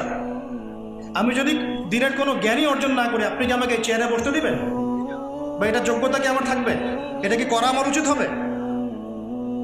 একই জিনিসটা আপনারা ফেসবুকে করছেন। আর এখন তো মাশাআল্লাহ সবার হাতে হাতে চলে গেছে। গরু ছাগল হাঁস মুরগি সবাই লাইভে চলে আসে। গরু এসে বলে হাম্বা, ছাগল এসে বলে ম্যা ম্যা, মুরগি এসে কক কক করে, যে যার মতো করে লাইভ করা শুরু করে। কিন্তু আপনার ওই বিষয়ে জ্ঞান আছে কি না? গাজা ইস্যু নিয়ে, আরব রাষ্ট্র নিয়ে একজন লাইভে চলে আসলো, দেখলেন কি হলো? একজন চলে এসে বলল সালাউদ্দিন আইয়ুবী আকীদা ঠিক না, আরেকজন এসে বললো এই, আরেকজন বললো সেই। আসলে বিষয়গুলোর অ্যানালাইসিস করবে কারা? মুহাক্কিক আলেমগণ, মুহাক্কিক ওলামায়ে কেরাম। তো তাদের মন্তব্যের দিকে আপনারা তাকিয়ে থাকবেন, নিজেরা মন্তব্য করার দরকার তো নাই। আগে দেখি না বরেণ্য ওলামায়ে কেরামগণ কি বলেন, তারা কি লিখেন, তাদের পত্রিকায় কি বের হয়, তারা কি মন্তব্য করে, তারপরে না আমি একটা জায়গায় যেতে পারবো। সুবহানাল্লাহ। এই করতে করতে এমন বিক্ষিপ্ত একটা অবস্থা অনলাইনে সৃষ্টি হয়েছে, এখানে কনস্ট্রাকটিভ কিছু পাবেন না। এই জন্য বলি, যতটুকু কল্যাণ নিয়ে বের হয়ে চলে আসেন, ওখানে থাকারই দরকার নেই। কিতাব নিয়ে পড়ে থাকেন, কিতাব বই পড়েন, বেশি বেশি বই পড়েন। আল্লাহ পাক আমাদেরকে তৌফিক দান করুন। ইউটিউবার ফেসবুকারদের আমার কথায় মন খারাপ করা যাবে না। যদি কোনো কথা বলে থাকি আপনাদের কল্যাণের জন্যে। বিকজ যদি আপনারা ভুল কিছু প্রচার করেন, ভুল কন্টেন্ট বানান, ভুল সময়ে ভুল কিছু প্রচার করেন, ভুল সময়ে ভুল কিছু প্রচার করেন এবং মানুষকে ওইদিকে ব্যস্ত করে রাখেন, কিয়ামতের মাঠে পাই পাই হিসাব দেওয়া লাগবে। ওটার প্রস্তুতি আপনার থাকা চাই, কি হিসাব দেবে না। তো এই কাজ দাওয়াতের কাজ, এটাও একটা দাওয়াতের কাজ। এই দাওয়াতের কাজ করতে গিয়ে যোগ্যতা অর্জন করতে হবে। আমি নিজে 100 জন না, সম্ভবত 87 কি 90 জন, এতজন ইউটিউবারের ওই পরীক্ষার থেকে ভাইভা নিয়ে 10-15 জনকে ডেকেছিলাম একদিন। দেখি তারা দিন প্রচার করতে চায়, কতটুকু যোগ্যতা আছে। 10-15 জনের মধ্যে মিনিমাম 12 জন কোরআন তেলাওয়াত করতে। কি বুঝলেন? আমি দিন প্রচার করতে চাই, তা আমার কোরআন তেলাওয়াত শিখতে হবে না? আমাকে দিনের বেসিক জ্ঞান অর্জন করতে হবে না? আমার তো একটা কমন সেন্স থাকতে হবে দিনের, যে আমার কখন কি কিভাবে প্রচার করতে হবে। এই হিকমা, এটাকে তো হিকমা বলে, প্রজ্ঞা। এই প্রজ্ঞা কি ইলম অর্জন ছাড়া অর্জন হয়? ইলম তো অর্জন করতে চাচ্ছ না, কেন আসলা? এটা আর্নিং সোর্স? দরকার নেই তো আমার আর্নিং সোর্সের। প্রয়োজনে আমি অন্য কোনো ব্যবসা করে খাবো, ওটাই কি আমার একমাত্র আর্নিং সোর্স? তো আমরা আসলে এগুলো আমাদের কন্ট্রোলে নাই, আমি জাস্ট আমার মতো করে বলছি। কিন্তু যদি আমাদের ক্ষমতা থাকতো, কন্ট্রোল থাকতো, এই সামাজিক যোগাযোগ মাধ্যমগুলো ব্যবহার করার মূলনীতি দেওয়া থাকতো, এই যোগ্যতাগুলো অর্জন না করলে কারো হাতেই এই ডিভাইস যাবে না। এটা চায়নাতে আছে, রাশিয়াতে আছে, সবাই গণহারে ইউজ করতে পারে না। ইউজ করতে হলে একটা ক্রাইটেরিয়া থাকে, এই যোগ্যতা অর্জন করে তারপর তোমাকে এখানে এনরোল করতে হবে। বেশি না, দিয়ে দেন কোরআন হাদিস জিওপলিটিক্স, সাধারণ জ্ঞান, অর্থনীতি, এগুলো বেসিক কিছু প্রশ্ন দিয়ে দেন, সিলেবাস দিয়ে দেন, দিয়ে বলেন এটা পড়াশোনা করে যারা টপ 80 হবে, টপ 100 হবে, এদেরকে দেওয়া হবে অনুমোদন। দেখেন কতজন তারপরে ফেসবুক ইউজ করতে পারে। বুঝতে পারছেন তো? একটা যোগ্যতার লেভেল দিয়ে দেন। এই বয়সের আগে স্মার্টফোন না, এই বয়সের আগে ফেসবুক না, এই যোগ্যতার আগে ইউটিউবিং না। এগুলোর যেমন পজিটিভ দিক আছে, নেগেটিভ দিকও আছে। নেগেটিভ দিক অনেক বেশি পজিটিভের চাইতে, নেগেটিভ দিকটা অনেক বেশি পজিটিভের চাইতে। বাংলাদেশে কোনো আলেমের চরিত্র হনন করতে ফেসবুক বাকি রাখে নাই। বাংলাদেশে কোনো আলেমের, ইনক্লুডিং মি অলসো, কোনো আলেমের চরিত্র হনন করতে ফেসবুক বাকি রাখে নাই। যে কোনো আলেমের নাম বলেন, দেখবেন তার চরিত্রের বিপরীতে আপনি 10টা কথা পাবেন। তাহলে ভাগ্য ভালো 4 ইমাম এখন বেঁচে নেয়। ভাগ্য ভালো, যদি থাকতো তাহলে দেখতেন 4 ইমামকে নিয়ে ফেসবুকে শুরু হয়ে গেছে অনলাইনে। আল্লাহর ওয়াস্তে এগুলো বন্ধ করে। এখন এগুলো সঠিক সময় নয়। উম্মার খুব দুরবস্থা চলতেছে, পশ্চিমাদের আগ্রাসন চলতেছে, যুদ্ধ লঞ্চ করছে তারা, গোপন প্রকাশ্য।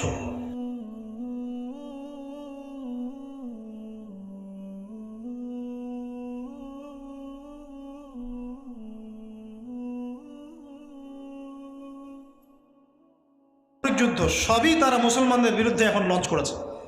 এই সময় এটা সঠিক সময় নয়। ভাতৃত্বের বন্ধন গুরুত্ব দেওয়ার পর নবী সাল্লাল্লাহু আলাইহি ওয়াসাল্লাম ওইখানে মদিনা সনদ করেছিলেন। কাদের সাথে? ইহুদিদের সাথে এবং ওইখানকার অধিবাসীদের সাথে। ইহুদিদের তিনটা গোত্র ছিল সেখানে। এখান থেকে আলোচনা শেষ হবে, ভালো করে খেয়াল করেন। একটার নাম বনু কাইনুকা, বনু কুরাইজা, বনু নাজির। 3টা কোথায় ছিল এটা? মদিনায়। কোথায়? মদিনায়।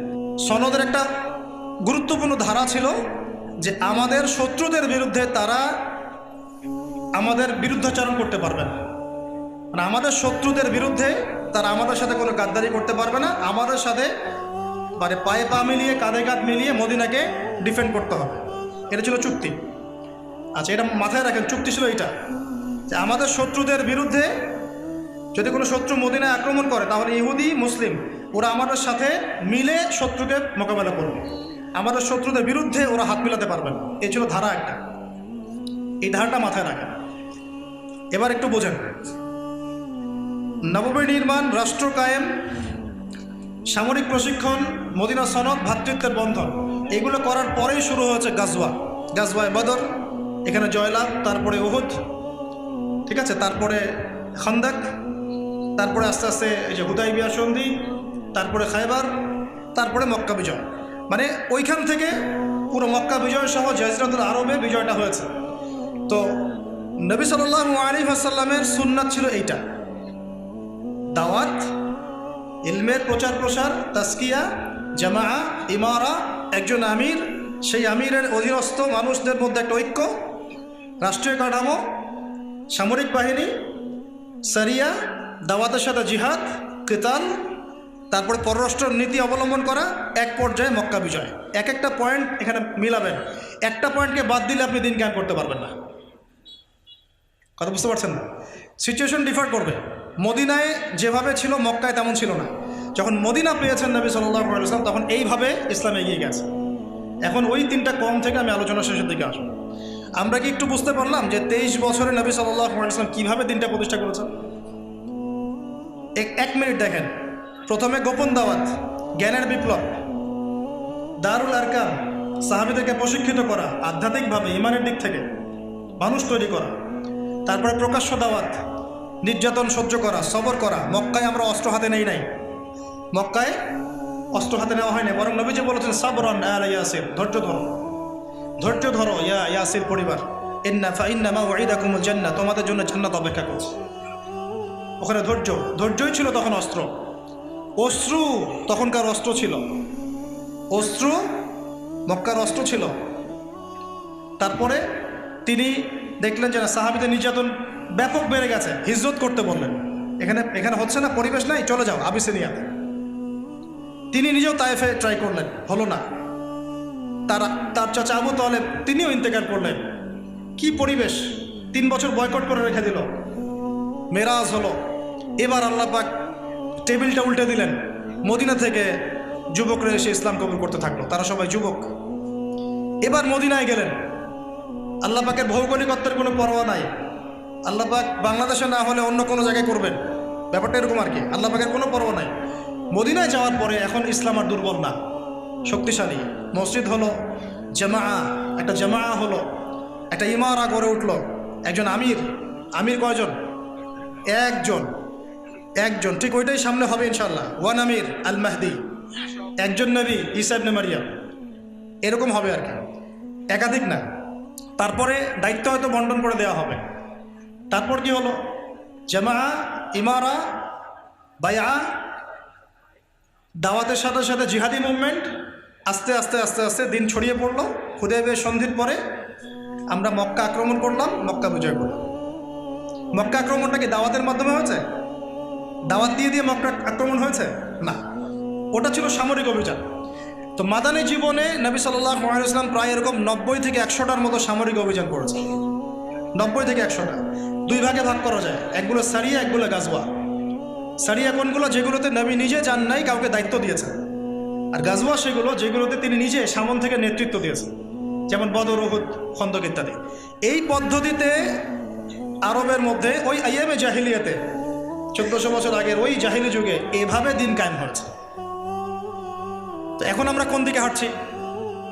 কেউ শুধু দাওয়াত, কেউ বা শুধু গরম গরম জিহাদি বক্তব্য, ঠিক আছে, কেউ গণতন্ত্র, তাই না, কেউ আবার আরো অন্য অনেক কিছু।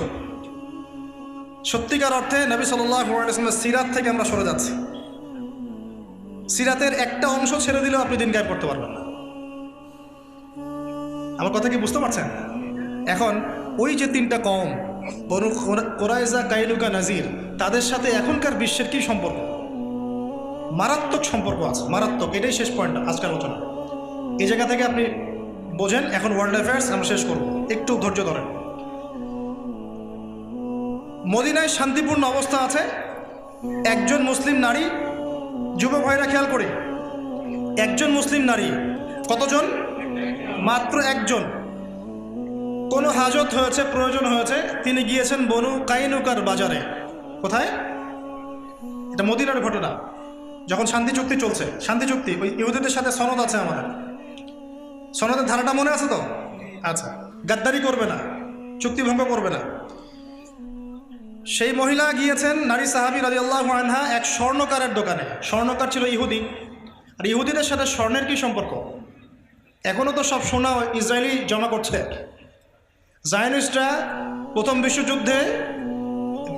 বিশ্বযুদ্ধ ঘটানোর জন্যে ব্রিটেনকে সোনা দিয়েছিল, সোনা। এই সোনার বিজনেস করে করেই তারা আজকে বড় হয়েছে। এটা অনেক প্রাচীন, ইহুদিদের সাথে সোনার একটা সম্পর্ক আছে। আর দাজ্জালও যখন বের হবে, ও সোনা দানা বিতরণ করবে মানুষকে। আর তখন আপনাদের যদি মনে হয় ঈসা আলাইহিস সালাম এসে কাগজের টাকা দিয়ে কেনা বেচা করবেন, তাহলে আপনি স্বপ্নের মধ্যে আছেন। এটা আপনার মনে হয় যে ঈসা আলাইহিস সালাম যখন আসবেন, তখন তিনি জাতিসংঘে যাবেন, গিয়ে বলবেন যে আমার ফিলিস্তিনে স্বাধীন রাষ্ট্র প্রতিষ্ঠার অনুমোদন দেন, তাহলে আপনি এখনো স্বপ্নের মধ্যে আছেন। কথা ইশারা বুঝে নেবেন। এগুলো থাকবে না ইনশাআল্লাহ, এগুলো থাকবে না ইনশাআল্লাহ, অচিরেই। এগুলো ভবিষ্যৎবাণী না, বর্তমান। যারা এগুলো বোঝে না তারা এটাকে ভবিষ্যৎ মনে করে। ঈসা ইবনে মারিয়াম কখনোই ইউনাইটেড নেশনসে গিয়ে বলবেন না আমাকে একটা রেজুলেশন পাস করে দেন, আমি স্বাধীন ফিলিস্তিন রাষ্ট্র গঠন করতে চাই, ওখান থেকে খেলাফত কায়েম করতে চাই, তাই বলবেন? আল্লাহ আমাদেরকে বোঝার তৌফিক দান। এই মহিলার শোনার জরুরত। ইহুদি বলছে মুখ থেকে নিকাবটা খোলো তো দেখি একটু। ওই যে এখন আমাদের বোনদের নিকাব খোলার জন্য অনেকে যে ট্রাই করে, মেলে বিষয়গুলো। সেই মুসলিম রমণী এটা করবেন না।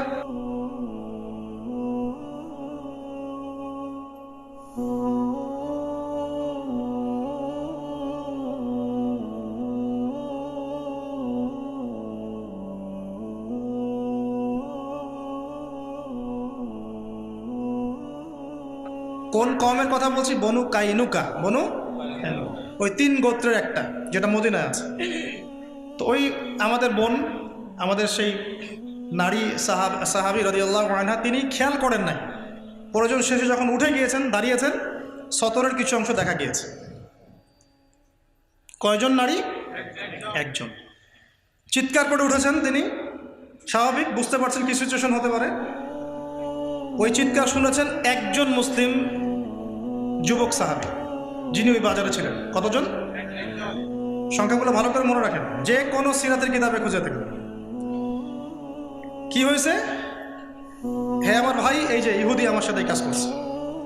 ওই সাহাবী আল্লাহ নবীকে জানানোর প্রয়োজন মনে করেন নাই, কাউকে ডাকার প্রয়োজন মনে করেন নাই, বলেন নাই যে হে মুসলিম সাহাবীরা তোমরা কোথায় আছো, এইটা বলারও প্রয়োজন মনে করেন নাই। তরোয়াল ছিল, খুলে ওই ইহুদির গর্দান উড়াই দিয়েছে। আজকে এই শায়েখদের কাছে গিয়ে ফতোয়া নিতে হয় এটা জায়েজ কি না, তাই না? শায়েখরা ফতোয়া দিচ্ছে না এইসব গন্ডগোলে যাওয়ার দরকার নাই। ওই যে হামাসের কথা বলছে, এগুলো গন্ডগোল, এগুলো ফিতনা, আকীদা ওদের ঠিক নাই, এইটা সেইটা। আপনাদের মুনাফিক চিনতে এখনো বাকি আছে? এখনো আপনাদের মুনাফিক চেনা বাকি আছে বাংলার জমিনে? অনেক কথা তো আমরা একসময় বলতে পারি নাই, অনেক কথা বলতে চেয়েছিলাম কিন্তু বলতে পারি নাই। এগুলো কি আমাদের মাঠে দেখে নিবেন ইনশাআল্লাহ, কি বলতে চেয়েছিলাম কি পারি নাই। কিন্তু যেটা পারি নাই সেটা তো এখন আল্লাহ স্পষ্ট করে দিলেন, আপনাদের সবার সামনে স্পষ্ট হয়ে গেল যে আসলে গাদ্দার কারা, মুনাফিক কারা উম্মার মধ্যে। এরপরেও যদি চিনতে আপনি ভুল করেন তাহলে আপনিও দাজ্জালের মধ্যে পড়ে গেছেন। আবার শোনেন, এই মুসলিম সাহাবী আল্লাহ নবীকে জানানোর প্রয়োজন মনে করেন নাই, সাহাবী থেকে ডাকার প্রয়োজন মনে করেন নাই। একজন বোনের সম্মান হানি করেছে এক ইহুদি, কোষ থেকে তরবারটা মুক্ত করে এক কোপে ইহুদির গর্দান নামাই দিয়েছে এই মুসলিম সাহাবী। রাষ্ট্রীয়ভাবে যুদ্ধ ঘোষণা করা হয়নি, কিন্তু একাই করেছেন কাজটা। এবার এই ইহুদিরা আবার এই মুসলিম সাহাবীর উপর ঝাঁপিয়ে পড়ে এই সাহাবীকে শহীদ করে দিয়েছে, এই সাহাবীকে শহীদ করে। এবার নবীর কাছে খবর পৌঁছালো, কাইনুকার বাজারে ঘটনা ঘটছে। আল্লাহ নবী সাল্লাল্লাহু আলাইহি ওয়াসাল্লাম এত কষ্ট পেলেন, ক্ষুব্ধ হয়ে উঠলেন, তার চোখ আর চেহারা লাল হয়ে গেছে টকটক। আল্লাহ নবী সাল্লাল্লাহু আলাইহি ওয়াসাল্লাম যখন রাগ হতেন চেহারা কি হতো? লাল হয়ে যেত। তিনি গিয়ে ওই বনু কাইনুকার, তিনি এবার তার বাহিনী রেডি করলেন। নবী সাল্লাল্লাহু আলাইহি ওয়াসাল্লাম তিনি বর্ম করে বের হলেন, তার বাহিনী রেডি করলেন, বনু কাইনুকাকে অবরোধ করলেন, বললেন যে ভালো ভালো যদি এখান থেকে বের হয়ে যাও তাহলে জানমাল নিরাপদ থাকবে, যদি যুদ্ধ করতে যাও একটারও গর্দান থাকবে না। বনু কাইনুকা ভয়ে বলল যে ঠিক আছে, আমরা এই ঘটনার প্রেক্ষিতে আমরা পুরো বসতি সবাই মিলে এখান থেকে চলে যাবো, তাও আমাদের সাথে যুদ্ধ করেন না। এই হলো ইহুদিরা। আল্লাহ নবী সাল্লাল্লাহু আলাইহি ওয়াসাল্লামকে বলেছিলেন, আমার সাহাবী তুমি নিজে আইন হাতে তুলে নিয়েছিলে কেন? আমাকে জিজ্ঞেস করো নাই কেন? আমার কাছে ফতোয়া নেওয়া নাই কেন? একজন মুসলিম রমণীকে মেরেছে তো কি হয়েছে? এত বড় ফাসাদের কি প্রয়োজন? যুদ্ধ ঘোষণার কি প্রয়োজন? এগুলো আপনাদের এই মুনাফিক আহলুল মুনাফিকদেরকে শোনায়। পরামর্শ করেছে, আল্লাহ নবীকে বলেছেন তুমি ভুল করেছো, হে আমার সাহাবী তুমি ভুল করেছো। এখন মানুষ বলে বেড়াচ্ছে ওরা ভুল করেছে, ভুল করছে। 100 বছর থেকে ভুল করে যাচ্ছে। 100 বছর থেকে যে আমাদের জমি দখল করে বসে আছে, তারা যে ইট পাথর দিয়ে প্রতিহত করছে, এটা ভুল ছিল? এখনো আপনাদের মুনাফিক চিন্তা বাকি আছে। এবার যুদ্ধ ঘোষণা হলো, বনু কাইনুকার সাথে যুদ্ধ হলো, ওরা পেরে উঠলো না। পরে পুরো ব্যাগ অ্যান্ড ব্যাগেজ ওদের যা ছিল ওটা নিয়ে মদিনা থেকে বের হলো। এই প্রথম ইহুদি একটা কমকে মদিনা থেকে বহিষ্কার করা হলো। একজন মুসলিম নারীর সম্ভ্রমের জবাব তাদেরকে দিতে হলো এভাবে। আর এখন এই একটা মাসেই আপনি দেখছেন 12,000, 15,000, 16,000 না। এটা তো 1 মাসের যুদ্ধটা নতুন করে শুরু হওয়ার পরের কথা। এর আগে এই যে প্রায় 75 বছরের হিস্ট্রি আপনি ঘেটে দেখেন। ডক্টর রাগিব সার্জানির বইগুলো পড়েন, ডক্টর রাগিব সার্জানি, ডক্টর আলী মোহাম্মদ সাল্লাবির বইগুলো পড়েন, ইতিহাসবিদ তারা। দুজনের নাম বললাম, ডক্টর রাগিব সার্জানি, ডক্টর আলী মোহাম্মদ সাল্লাবি। বইগুলো পড়ে দেখেন, ইতিহাস পড়ে দেখেন। 1914 সাল থেকে শুরু করে 2023 পর্যন্ত তারা কতগুলো বাচ্চাকে মেরেছে।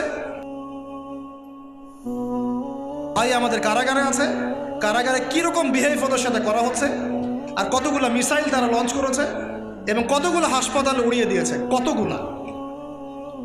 আর এখানে আপনি দেখছেন বনু কাইনুকার সাথে যুদ্ধ হয়েছে একজন নারীর সম্মানকে কেন্দ্র করে। তাহলে ওই যে শুরুতে বলেছিলাম যে আইওয়াস শোডাউন ফ্যান্টাসি, এগুলোতে কিচ্ছু হবে না, আসল জায়গাতে আমরা নাই। বিকজ ওই ইমান, ওই তেজ, ওই জজবা, ওই তাসকিয়া, ওই ইমারা, ওই জামা, ওই আমির আমাদের নাই। ওই এতিম অবস্থায় বসে বসে আমরা নিজেদের ভাইদের দোষ চর্চা করতেছি। আল্লাহ পাক আমাদেরকে বোঝার তৌফিক দান করুন। এগুলো সহ্য করার মতো কোনো বিষয় না, মেনে নেওয়ার মতো কোনো বিষয় না। আর আমরা জানি যে আমরা এখানে অনেক বড় বড় কথা বলে হয়তো কিছু হবে না, কিন্তু আরশের মালিকের কাছে আমরা দায়মুক্ত হব ইনশাআল্লাহ। এভাবে হবে না।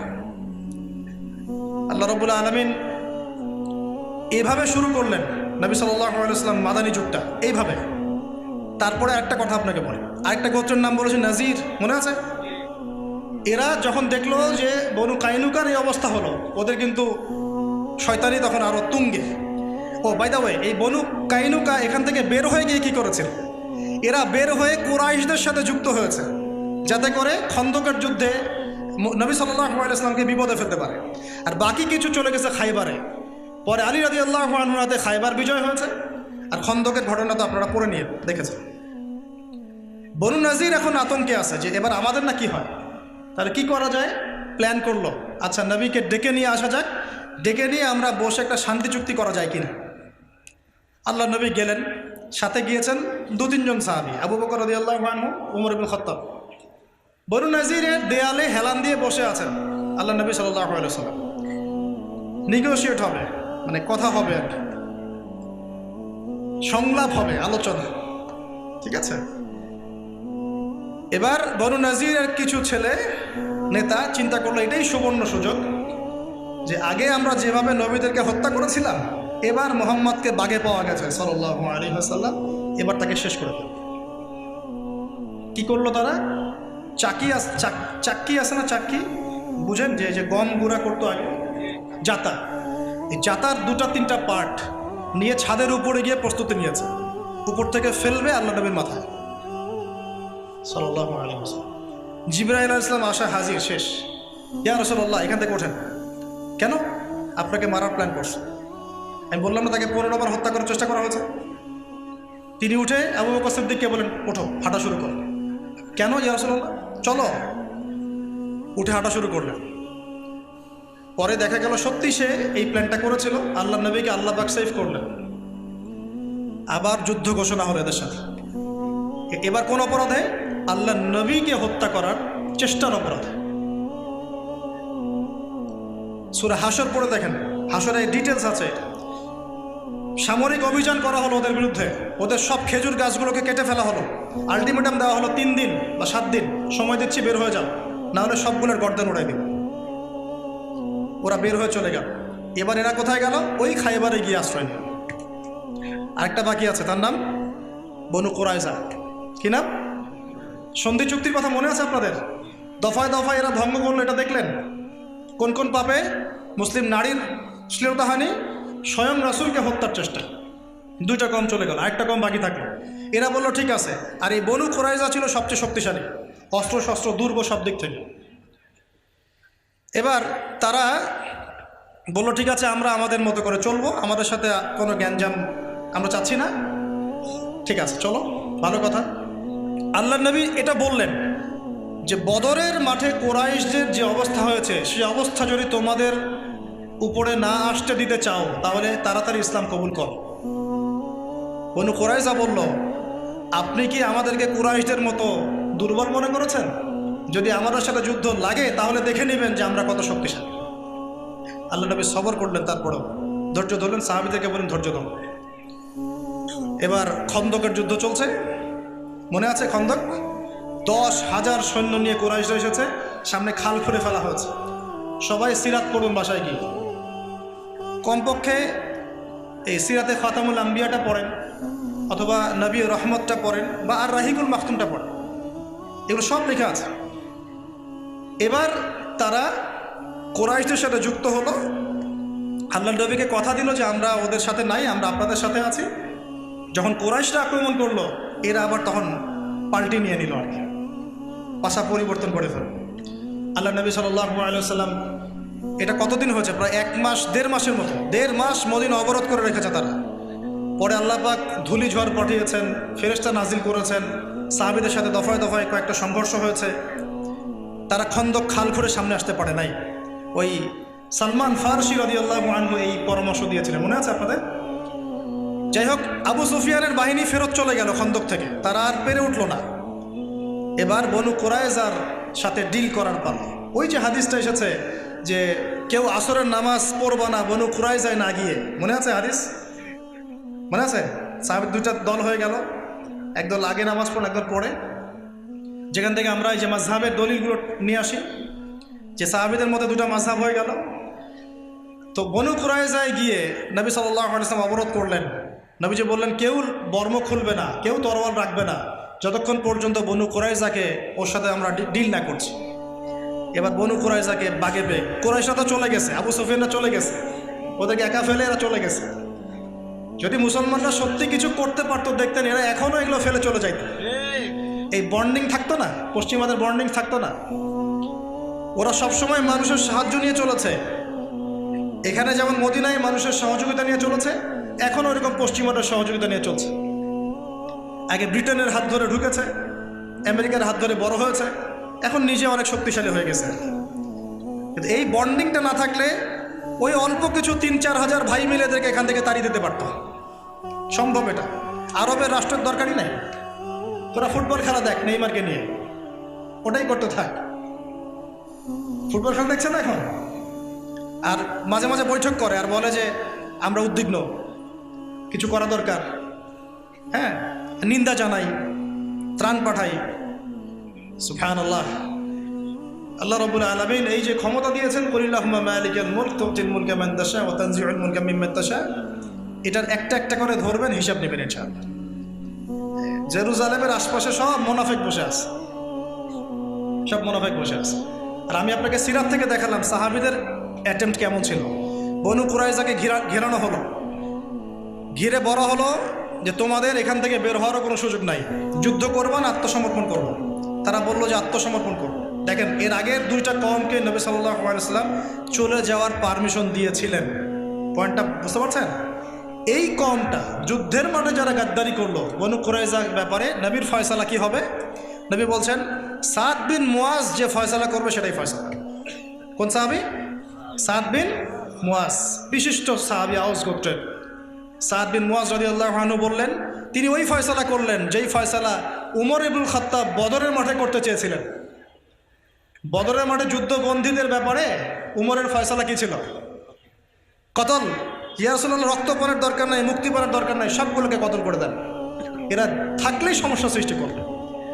পরে নবী সাল্লাল্লাহু আলাইহি ওয়াসাল্লাম কি মুক্তিপণের পক্ষে ছিলেন, তাই না? আল্লাহ পাক কিন্তু এর বিরুদ্ধে আয়াত নাজিল করেছেন। আয়াতগুলো পড়ে দেখেন। ওমর রাদিয়াল্লাহু আনহুর এই মতামতকে অগ্রাধিকার দিয়ে আল্লাহ রাব্বুল আলামিন আয়াত তার পক্ষে আয়াত নাজিল করেছেন। সুবহানাল্লাহ।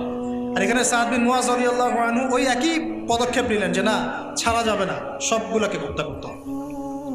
সব বালেগ মানে যারা প্রাপ্তবয়স্ক সবার শিরোচ্ছেদ করা হয়েছে সাদ বিন মুয়াজের হাতে।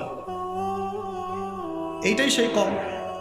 আর বাকি যেটা ছিল এটা চলে গেল খায়বারে। পরে হুদাইবিয়া সন্ধির পরে, হুদাইবিয়া সন্ধিটা একটু বোঝেন। হুদাইবিয়া সন্ধি হচ্ছে কুরাইশের সাথে। কেন হচ্ছে কুরাইশের সাথে? আল্লাহ নবী কেন মেনে নিচ্ছেন? কারণ 10 বছর যদি তারা যুদ্ধ না করে আমাদের সাথে, কুরাইশরা যদি 10 বছর আমাদের সাথে যুদ্ধ না করে, তাহলে আমরা কিন্তু এবার অন্যান্য শত্রুদেরকে দমন করার একটা সুযোগ পাবো, তাই না? ব্যাপারটা বুঝতে পারছেন? যেই হুদাইবিয়া সন্ধি হয়ে গেল, আল্লাহ নবী পরের বছরই খায়বার আক্রমণ করলেন। কারণ খায়বারের ইহুদিদেরকে আর কুরাইশরা সাহায্য করতে পারবে না। কত ম্যাচিউরড আমাদের নবী সাল্লাল্লাহু আলাইহি ওয়াসাল্লাম ছিলেন, দেখেন কত ম্যাচিউরড ছিলেন। তার ম্যাচিউরিটি নিয়ে আলাদা লেকচার দেওয়া যায়। বদরের মাঠে তিনি যখন গিয়েছেন, আমরা গেলে কি করতাম? আগে নামাজ পড়তাম 2 রাকাত, তাই তো? নবীজি গিয়েই আগে বদরের কূপ দখল করেছে, তারপরে নামাজ দাঁড়িয়েছে। কথা বুঝতে পারছেন? বদরের কূপ যার হাতে, পানির নিয়ন্ত্রণ তার হাতে। যুদ্ধ করতে আসছিস, পানি ছাড়া তো চলতে পারবি না, আগে পানির কূপ দখল। ম্যাচুরিটি দেখেন, বুদ্ধি। হিজরত করতে যাবেন, মদিনায় যাওয়ার রাস্তা দিয়ে যান নাই, উল্টা দিকে গিয়েছেন। মানুষ মনে করবে যে এই দিক দিয়ে যেতে পারে, তিনি উল্টা দিকে গিয়ে গাড়ে সাওয়ারে গিয়ে রাত কাটাচ্ছেন। 3 রাত থেকেছেন, সব ঠান্ডা হয়ে গেছে, তারপরে যাওয়া শুরু করছে। ম্যাচুরিটি নিয়ে আরেকটা লেকচার দেওয়া যাবে, ওটা নিয়ে আমি এখন কথা বলছি না। আল্লাহ নবী সাল্লাল্লাহু আলাইহি ওয়াসাল্লাম প্রজ্ঞা হিকমা কোন পর্যায়ে ছিল। এবার তিনি খায়বার আক্রমণ করলেন। খায়বারের ঘটনা আপনারা জানেন, আলী রাদিয়াল্লাহু আনহুর ঘটনা। খায়বার মানে আলী রাদিয়াল্লাহু আনহু। আল্লাহ নবী বললেন শেষ রাতের বেলা, আগামীকাল বাদ ফজর আমি এমন একজনের হাতে পতাকা দিব যাকে আল্লাহও ভালোবাসেন, তার রাসূলও ভালোবাসে, যে নিজেও আল্লাহকে ভালোবাসে, রাসূলকে ভালোবাসে। সব সাহাবীরা আকাঙ্ক্ষা করলেন যে আমি হব সেই। উমর ইবনে খাত্তাব মনে করছেন আমি মনে হয় সেই সাহাবী। সকালে উঠে নবী সাল্লাল্লাহু আলাইহি ওয়াসাল্লাম বলছেন, সাল্লাল্লাহু আলাইহি ওয়াসাল্লাম, আলী ইবনে আবি তালিব কোথায়? নামাজে আসেনি কেন? বলা হলো তার চোখ উঠেছে, চোখে অনেক প্রবলেম, চোখ ফুলে গেছে, কষ্টে আসতে পারেন না, ডেকে নিয়ে আসা হলো। নবী সাল্লাল্লাহু আলাইহি ওয়াসাল্লাম মুখের লালা থুতু এভাবে নিয়ে তার চোখে লাগিয়ে দিলেন। আলী ইবনে আবি তালিব বলছেন আগে এই চোখে যা দেখতে পারতাম না তাও দেখতে পারা শুরু করল। পতাকা দিলেন, খায়বারে যাও। খায়বারে নামুস দুর্গ জয় হচ্ছিল না। কোন দুর্গ? নামুস। খায়বারে যাও, ওখানে মারহাব একজন সেনাপতি আছে, ইহুদিদের বড় কমান্ডার। বলছে ওদেরকে আগে ইসলামের দাওয়াত দিবা, যদি ইসলাম কবুল করে যুদ্ধের দরকার নাই। ওই হাদিসটা এখানে এসেছে, লাউ ইয়াহদিয়াল্লাহু বিকা রাজুলান ওয়াহিদান খায়রুল লাকা মিন হুমুরিন নাআম। তোমার দাওয়াতে যদি একজন ইসলাম কবুল করে হকের পথে আসে, লালুট কুরবানি করার চেয়ে বেশি নাকি পাবে। এটা এখানে আসছে হাদিসটা। আর যদি দাওয়াত কবুল না করে জিজিয়া দিয়ে থাকবে, জিজিয়াও দিতে চায় না, তখন আক্রমণ করবে। এই সুন্নাহ মেনে আমরা যুদ্ধ করেছি। সুন্নাহ মেনে মুসলমানরা যখন যুদ্ধ করেছে, মুসলমানদের হাতে কোনো নারী নিহত হয় নাই, কোনো শিশু নিহত হয় নাই। আর এদের তো যুদ্ধের কোনো জ্ঞান নাই, সব যুদ্ধ অপরাধ, এদের সবই যুদ্ধ অপরাধ। এরা কাউকে ছাড়বে না, নারী শিশু আবাল বৃদ্ধ সবাইকে ম্যাসাকাট করে ফেলা। আর নবী সাল্লাল্লাহু আলাইহি ওয়াসাল্লাম সাহাবীদেরকে পাঠাতেন, বলতেন নারীদেরকে আক্রমণ করবে না, শিশুদেরকে হত্যা করবে না। কেউ যদি যুদ্ধের মাঠেও কালিমা পড়তে চায় তাকে কালিমা পড়ার সুযোগ দিবে। তো খায়বার বিজয় হলো এই আলী রাদিয়াল্লাহু আনহু হাতে। এটার ঘটনাটা একটু বলি, লোভ সামলাতে পারছি না। মারহাব কবিতা আবৃত্তি করছিল যে আমি এমন বীর যার সাথে 10 জন 20 জন পেরে ওঠে না। আর আলী ইবনে আবি তালেব বলছিলেন আমিও সেই মায়ের সন্তান যে আমার নাম রেখেছে হায়দার। ওই যে আলী হায়দার নাম শুনেছেন? হায়দার। তো মারহাব আলী রাদিয়াল্লাহু আনহুকে কয়েকটা আঘাত করেছে, প্রত্যেকটা আঘাত তিনি ঢাল দিয়ে প্রতিহত করেছেন। এক পর্যায়ে একটা হিস্ট্রির মধ্যে আসছে, এটা কোন হাদিসের দলিল না, হিস্ট্রির মধ্যে আসছে আলী রাদিয়াল্লাহু আনহুর হাত থেকে ঢালটা পড়ে যায়। ঢাল বুঝতে পারছেন কি? ঢালটা পড়ে যায়। তখন খায়বারের লোহার যে দরজা, এই দরজার একটা কপাট বিসমিল্লাহ বলে আলী রাদিয়াল্লাহু আনহু খুলে ঢাল হিসাবে ইউজ করা শুরু করল। যে আলী হায়দার আসাদুল্লাহ, আল্লাহর সিংহ। আল্লাহ পাক তাকে এত শৌর্য বীর্য শক্তি দিয়েছিলেন বলার মতো না। মানে এটা বলতে গেলে আমরা আলাদা লেকচার লাগবে। আলী ইবনে আবি তালেবকে নিয়ে কথা বলতে হবে। মানুষ যার জীবনী পড়লে ঈর্ষা হয়। একদম ছোটবেলা থেকে নবী সাল্লাল্লাহু আলাইহি ওয়াসাল্লামের সাথে ছায়ার মতো ছিলেন। আর হাদিস এসেছে কিয়ামতের মাঠে সবচেয়ে দ্রুত হিসাব হবে আলী রাদিয়াল্লাহু আনহু। যাবেন বেরো চলে শেষ। আপনাদেরকে জাস্ট বুঝালাম যে ইহুদিদের সাথে মুহাম্মদ সাল্লাল্লাহু আলাইহি ওয়াসাল্লামের পররাষ্ট্রনীতি কেমন ছিল।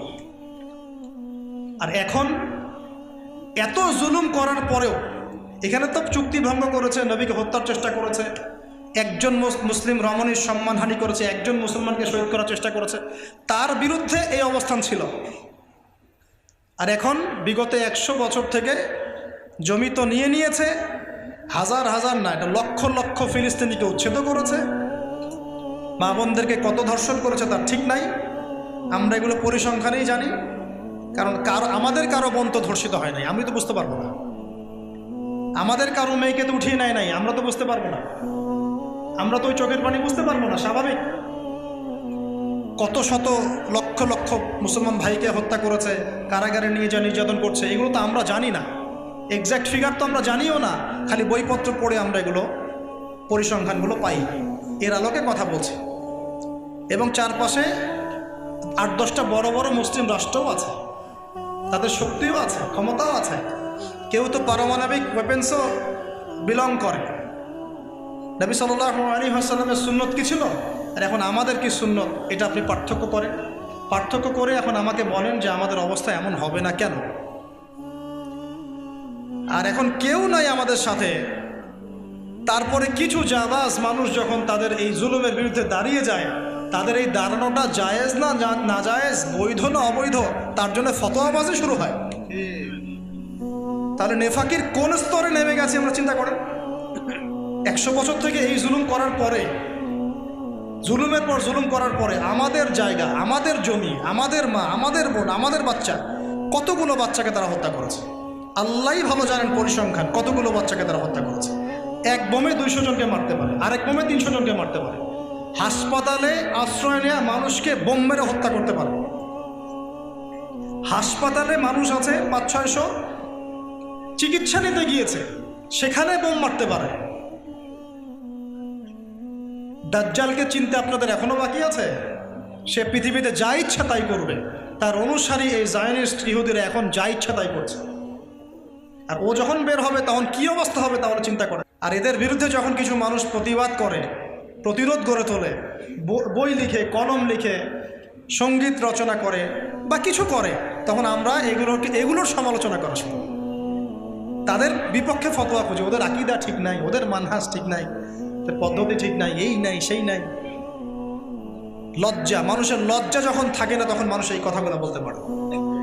মানুষের লজ্জা যখন, লজ্জার শেষ সীমায় চলে আসে মানুষ নির্লজ্জ। কারণ আমি যেই মনিবের দাসত্ব করছি, ওই মনিবের পোষা কুকুরের মতো আমি আচরণ করছি। আমাকে তো আমার হক আদায় করতে হবে। যেই প্লেটে খাচ্ছি ওই প্লেটের তো হক আদায় করতে হবে আমাকে। যেখান থেকে রিজিক আমার আসে ওটার তো হক আদায় আমাকে করতে হবে। তো আল্লাহর বান্দারা, আপনারা হক আর বাতিল চিনে নেন, বইপত্র পড়াশোনা করেন, পরিসংখ্যান দেখেন, সিরাতের আলোকে, কোরআন হাদিসের আলোকে বর্তমান বিশ্বটাকে মেলান। দেখেন তাদের সাথে আমাদের অবস্থান আগে কেমন ছিল, এখন তারা কি করতেছে আমাদের সাথে। এই হলো অবস্থা। এখন শেষ করার আগে এতটুকু বলে দেই যে এই অবস্থা ইনশাআল্লাহ চিরস্থায়ী হবে না। আমাদের এই ভাইরা কেউই মরে নাই, তারা জীবিত আছেন ইনশাআল্লাহ। উহুদ যুদ্ধের সাহাবীরা কি মরে গেছেন? তারা জীবিত আছে। বাল ইউরযাকুন, তাদেরকে রিজিক দেয়া হয়। বদরের শহীদ সাহাবীরা কি মারা গেছেন? তারা জীবিত আছে। পৃথিবীর যে জায়গাতেই মুসলিমদের উপর নির্যাতন হয়েছে এবং তারা প্রতিহত করেছেন, তাদেরকে মেরে ফেলা হয়েছে, তারা ইনশাআল্লাহ মৃত নন। আল্লাহ চান তো তারা শাহাদাতের এই নিয়ামত তারা লাভ করেছেন ইনশাআল্লাহ। আমাদের ভাইরা মরেন না ইনশাআল্লাহ। এই বাচ্চাগুলো তারা মরে না ইনশাআল্লাহ। এই বাচ্চাগুলোর সাথে কাল কিয়ামতের মাঠে এবং জান্নাতে দেখা হবে ইনশাআল্লাহ। এবং যারা এই যুদ্ধ অপরাধ ঘটিয়েছে এবং ঘটিয়ে যাচ্ছে, এরা জাহান্নামের যে অতল তলে থাকবে, এটাও আমরা দেখব ইনশাআল্লাহ।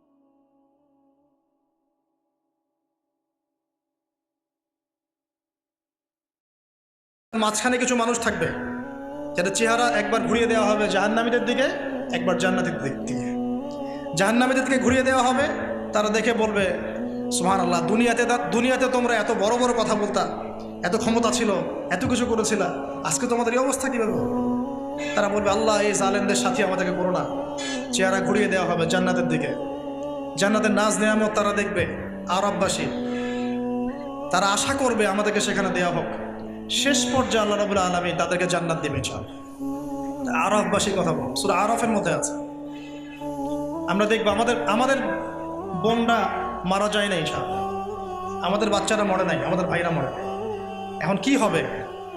তারা শুধুমাত্র এই অল্প অঞ্চলটা চাচ্ছে না, তারা পুরো হোলি ল্যান্ডটাকে চাচ্ছে। কেন চাচ্ছে? আপনি এই বিশ্বের সমস্ত জ্ঞানী হয়ে যান, কিন্তু দাজ্জালের কনসেপ্ট না বুঝতে পারলে আপনি বুঝতে পারবেন না। দাজ্জাল ওখান থেকেই আসবে, ওদেরকে নিয়েই, এই ইহুদিদেরকে নিয়েই সে বিশ্বটাকে শাসন করবে। এবং বিশ্ব শাসন করতে হলে অবশ্যই আপনার রাষ্ট্র দরকার হয়, ক্ষমতার দরকার হয়, জনবল দরকার হয়, ওয়েপেন্স দরকার হয়, মিডিয়ার দরকার হয়, সব কিছুর দরকার হয়।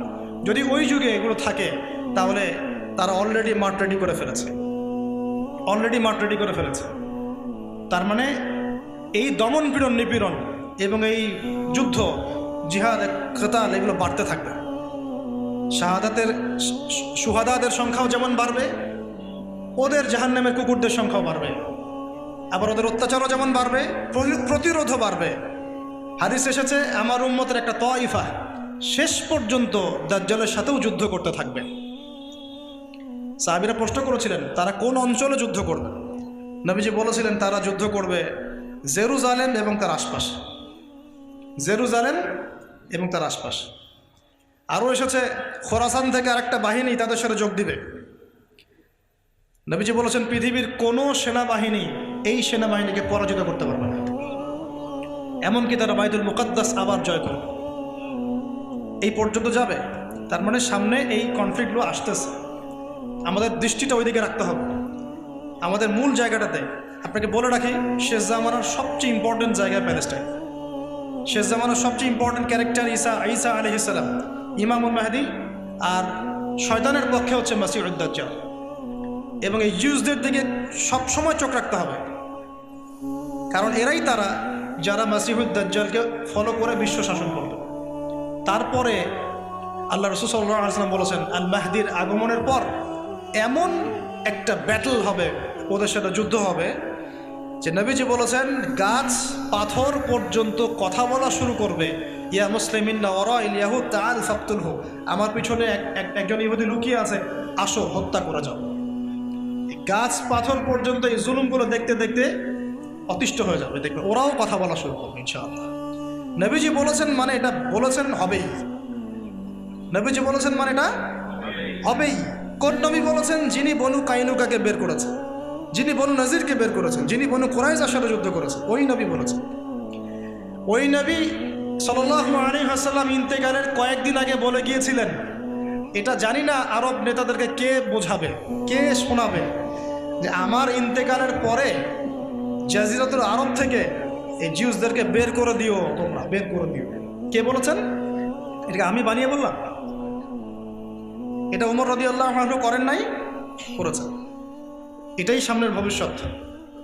আর ইমামুল মাহদির সাথে যোগ দিবেন ঈসা ইবনে মারিয়াম, কারণ ইমামুল মাহদির যে বাহিনী থাকবে তারা দাজ্জালের সাথে পেরে উঠবে না, তার সাথে পারার মতো ক্ষমতা কারো থাকবে না, সে এত শক্তিশালী হবে। তাই বলে তারা অস্ত্র জমা দিয়ে দিবেন না, ফাইট করতে থাকবে। যখন পেরে উঠবে না, আল্লাহ রাব্বুল আলামিন ঈসা আলাইহিস সালামকে পাঠাবেন। ঈসা ইবনে মারিয়ামের হাতেই দাজ্জালের নিহত হওয়াটা লেখা আছে, এই প্যালেস্টাইনেই, এই বাবেলুদ নামক জায়গায়। ব্যাস, এই হলো পৃথিবীর ফিউচার। তারপরে ঈসা ইবনে মারিয়াম একটা একটা করে জালেমকে হত্যা করবেন ইনশাআল্লাহ।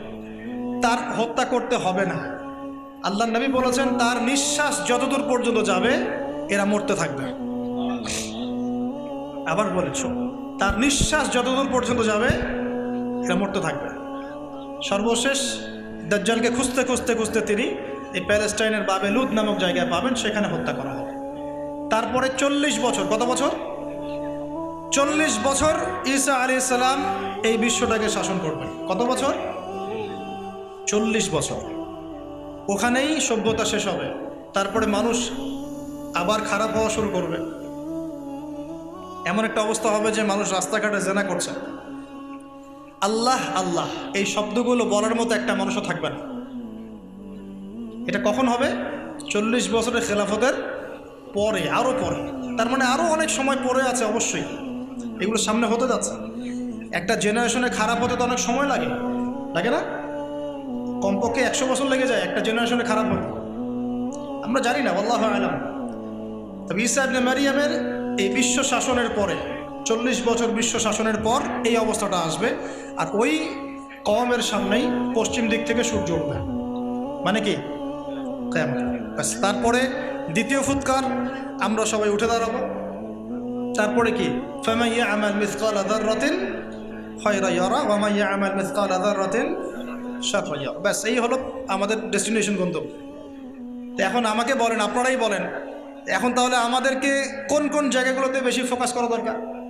ফেসবুক, ইউটিউব, আপোষে গীবত, তহমত, সমালোচনা, ইখতিলাফি মাসলা নিয়ে আমাদের ঝগড়া, ভাইয়ের সম্মানহানি করা, ধুয়ে দেওয়া। ধুয়ে দিলেন, টাইটেলও মাশাআল্লাহ, মানে হচ্ছে ওয়াশিং মেশিন। হ্যাঁ, আমরা কোনো কোনো জায়গায় দেখি ভিডিও থাম্বনেইল দিয়েছে অগ্নি ঝরা বক্তব্য। কি আগুন ঝরা দিয়ে আসলাম? সকালে মানুষ ভুলে গেছে কেন এইসব করতে চান। ইখলাস ঠিক রাখেন, আন্তরিকতা ঠিক রাখেন, নিয়ত বিশুদ্ধ রাখেন, ওলামায়ে কেরামদের সোহবতে থাকেন, ইনশাল্লাহ ভালো কিছু হবে। ইনশাল্লাহ উম্মার ভবিষ্যৎ সামনে ভালো, এখন যা দেখছেন এটা থাকবে না ইনশাল্লাহ। তাহলে আমাদের কিছু করণীয় তো আছে নাকি ভাই?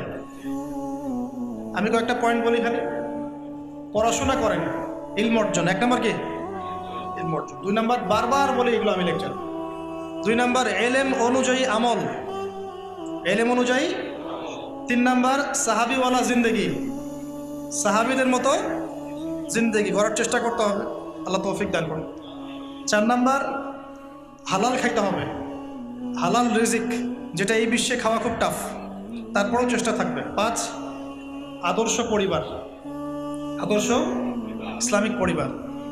এটা সুযোগ আপনাদের সবার সামনেই আছে, এগুলো করতে আপনাকে কেউ বাধা দিবে না। 6 নম্বর, আমর বিল মারুফ, সৎ কাজে আদেশ। 7, নাহি আনিল মুনকার, অসৎ কাজে নিষেধ। 8 নম্বর, আমরা বিভক্তি বাড়াবো না, ঐক্যবদ্ধ করতে পারি না পারি, উম্মার মধ্যে বিভক্তি বাড়াবো না। 9 নম্বর, আমরা ইসলামের মূল শত্রুদেরকে চিহ্নিত করব, তাদের বিরুদ্ধে আমাদের অবস্থান, মুসলমানদের বিরুদ্ধে আমাদের অবস্থান না, আমরা মূল জায়গায় থাকবো, মূল জায়গা থেকে সরে যাব। 10 নম্বর, আল্লাহ পাক যা দিয়েছেন আপনাকে, জান মাল সময় শ্রম যা দিয়েছেন আল্লাহ পাক আপনাকে আমাকে, ওইটাকে আল্লাহর রাস্তায় বিলিয়ে দেন ইনশাআল্লাহ। এই কাজগুলো যদি আমরা করতে পারি, আশা করা যায় ভালো কিছুই হবে ইনশাআল্লাহ। আজকে আপনাদেরকে এতটুকু জানালাম নবী সাল্লাল্লাহু আলাইহি ওয়াসাল্লাম কীভাবে দিনটাকে কায়েম করেছেন, তার সুন্নতের পদ্ধতিটা কেমন ছিল, এবং স্পেশালি এই জিউসদের সাথে তিনি কিভাবে পলিটিক্যাল অ্যাফেয়ার্সকে ডিল করেছেন, আর এখন আমরা কি করছি। আচ্ছা, এদের সাথে আমাদের কিছু করার আছে। পয়েন্টগুলো বলি, কেউ করতে পারলে করবে, না করতে পারলে নাই। ওদের সমস্ত পণ্যগুলো ব্যবহার করা বন্ধ করে দেয়। গতকালকে যেখানে লেকচার দিতে গিয়েছিলাম, আমাকে পানি খেতে দিয়েছে, এমন একটা ব্র্যান্ডের পানি দিয়েছে, ওটা ওদেরই। বিসমিল্লাহ। বাসায় যা ইউজ করছি, যা খাচ্ছি, যা পড়ছি, খেয়াল করে দেখেন হচ্ছে নাকি। এমন আমার হচ্ছে না তো যে আমি ওদের সাথে ব্যবসা বাণিজ্য করে আমার টাকায় লাভ করে সে বুলেট কিনছে, ওই বুলেট আমার ভাইয়ের বুকে গুলি চালাচ্ছে। এটা একটা বড় অস্ত্র। পৃথিবীতে মুসলমানদের সংখ্যা কম নয়। যদি এটা করতে পারতাম বা করতে পারি, কিছু তো একটা করা হবে ইনশাআল্লাহ, কিছু একটা পদক্ষেপ হবে। উচিত ছিল ওদের সাথে কূটনৈতিক সম্পর্ক বন্ধ করে দাও। 2, উচিত ছিল ওদের সব রাষ্ট্রদূতদেরকে প্রত্যেকটা মুসলিম কান্ট্রি থেকে বহিষ্কার করা। এটা উচিত ছিল। উচিত ছিল মুসলিম রাষ্ট্রগুলোর একসাথে বসে, এক টেবিলে বসে একটা ফোরাম তৈরি করা, একটা বৃহত্তর সামরিক জোট গঠন করা এবং তাদের বিরুদ্ধে জিহাদ ঘোষণা করা। যদি এইসব সন্ত্রাসী হামলা এবং যুদ্ধ অপরাধ তারা বন্ধ না করে, ততক্ষণ পর্যন্ত যুদ্ধ চলা উচিত ছিল। আমি আপনাকে দেখিয়েছি একজন মুসলিম রমণীর সম্মানের বিনিময়ে নবী সাল্লাল্লাহু আলাইহি ওয়াসাল্লাম এই যুদ্ধ করেছে। আমরা যদি তার উম্মত হয়ে থাকি, উচিত ছিল। কারণ মুসলিম কান্ট্রির কাছেও অনেক বড় বড় ওয়েপেন্স আছে। পশ্চিমারা আমাদেরকে চাপ দিতে পারলে আমরাও পারি। বাংলাদেশের মতো ছোট্ট একটা কান্ট্রি যদি এত বড় বড় কথা বলতে পারে, আরবের এই কান্ট্রিগুলো করতে পারে না? পারা উচিত ছিল না? আল্লাহ পাক আমাদেরকে বোঝার তৌফিক দান করে। মানুষ বলছে অভ্যন্তরীণ ব্যাপার, জেরুজালেম কার অভ্যন্তরীণ জায়গা? ওটা তো আমাদের কেবলা ছিল, পুরো উম্মার জায়গা। আমাদের নবী মেরাজ হয়েছে, ওটা আমাদের সবার জায়গা। আচ্ছা, আমাকে বলেন, এই আক্রমণটা যদি কাবায় হতো, বলেন, এই আক্রমণটা যদি কাবায় হতো বা মদিনায় হতো, আপনি কি করতেন? আরবের সব নেতারা চুপ করে বসে থাকতো? নিন্দা জানিয়ে ক্ষান্ত থাকতো? একটু ইমাজিন করেন, ওটাও তো মসজিদ আকসা, 3টা হারামের একটা। কয়টা হারাম? কাবা, বাইতুল্লাহিল হারাম, মসজিদ নববী, আকসা। ওটা আমাদের না? এখন মনে করেন যে ওই হারামে আক্রমণ হয় নাই, হয়েছে মসজিদুল হারামে, তাহলে আপনি কি করতেন? খালি নিন্দা প্রস্তাব দিতেন? তখন কি শায়েখরা বলতো যেটা অনুচিত হচ্ছে, আকীদা ঠিক নাই, মানহাজ ঠিক হচ্ছে না? আমার কথার উত্তর দেন। এখন যদি মদিনায় এই হামলাটা করতো ইহুদিরা, নাউজুবিল্লাহ, তাহলে কি আপনি এখন ফতোয়া খুঁজতেন? প্রতিহত করা? ওইটা তো আমাদেরই, ওটা তো আরেকটা কেবলা, আরেকটা হারাম। 100 বছর হয়ে গেল। কত বছর ভাই? 100 বছর থেকে এগুলো হয়তো কেউ বলে যায়, কেউ লিখে যায়, সবার মাথায় ঢোকে না। তবে যাদের মাথায় ঢুকবে না আল্লাহ পাক ওদেরকে সরিয়ে দিবেন, দিয়ে নতুন জেনারেশন নিয়ে আসবেন, এবং ইনশাল্লাহ ওদের হাতে ওই জায়গাটা বিজয় হবে ইনশাল্লাহ। সেটা শুরু হয়ে গেছে মাশাআল্লাহ, অলরেডি শুরু হয়ে গেছে মাশাআল্লাহ। তো আমরা এটা করতে পারতাম, একটা সামরিক জোট করতে পারতাম, অথবা আমরা কূটনৈতিক তৎপরতা করতে পারতাম, তাদেরকে চাপে রাখতে পারতাম। আরেকটা কাজ করতে পারতাম যেটা আমরা এখন পারি, এটার বিরুদ্ধে জনসচেতনতা তৈরি করা এবং এই হিস্ট্রিগুলোকে পাঠ্যপুস্তকের অন্তর্ভুক্ত করা, যাতে আমাদের সন্তানরা জানতে পারে। এই হিস্ট্রিগুলো কে জানে, কয়জন জানে? এবং তাদের এই ব্যাংকিং সিস্টেম, পলিটিক্যাল সিস্টেম, তাদের মিডিয়া, প্রযুক্তি, এইগুলোর বিরুদ্ধে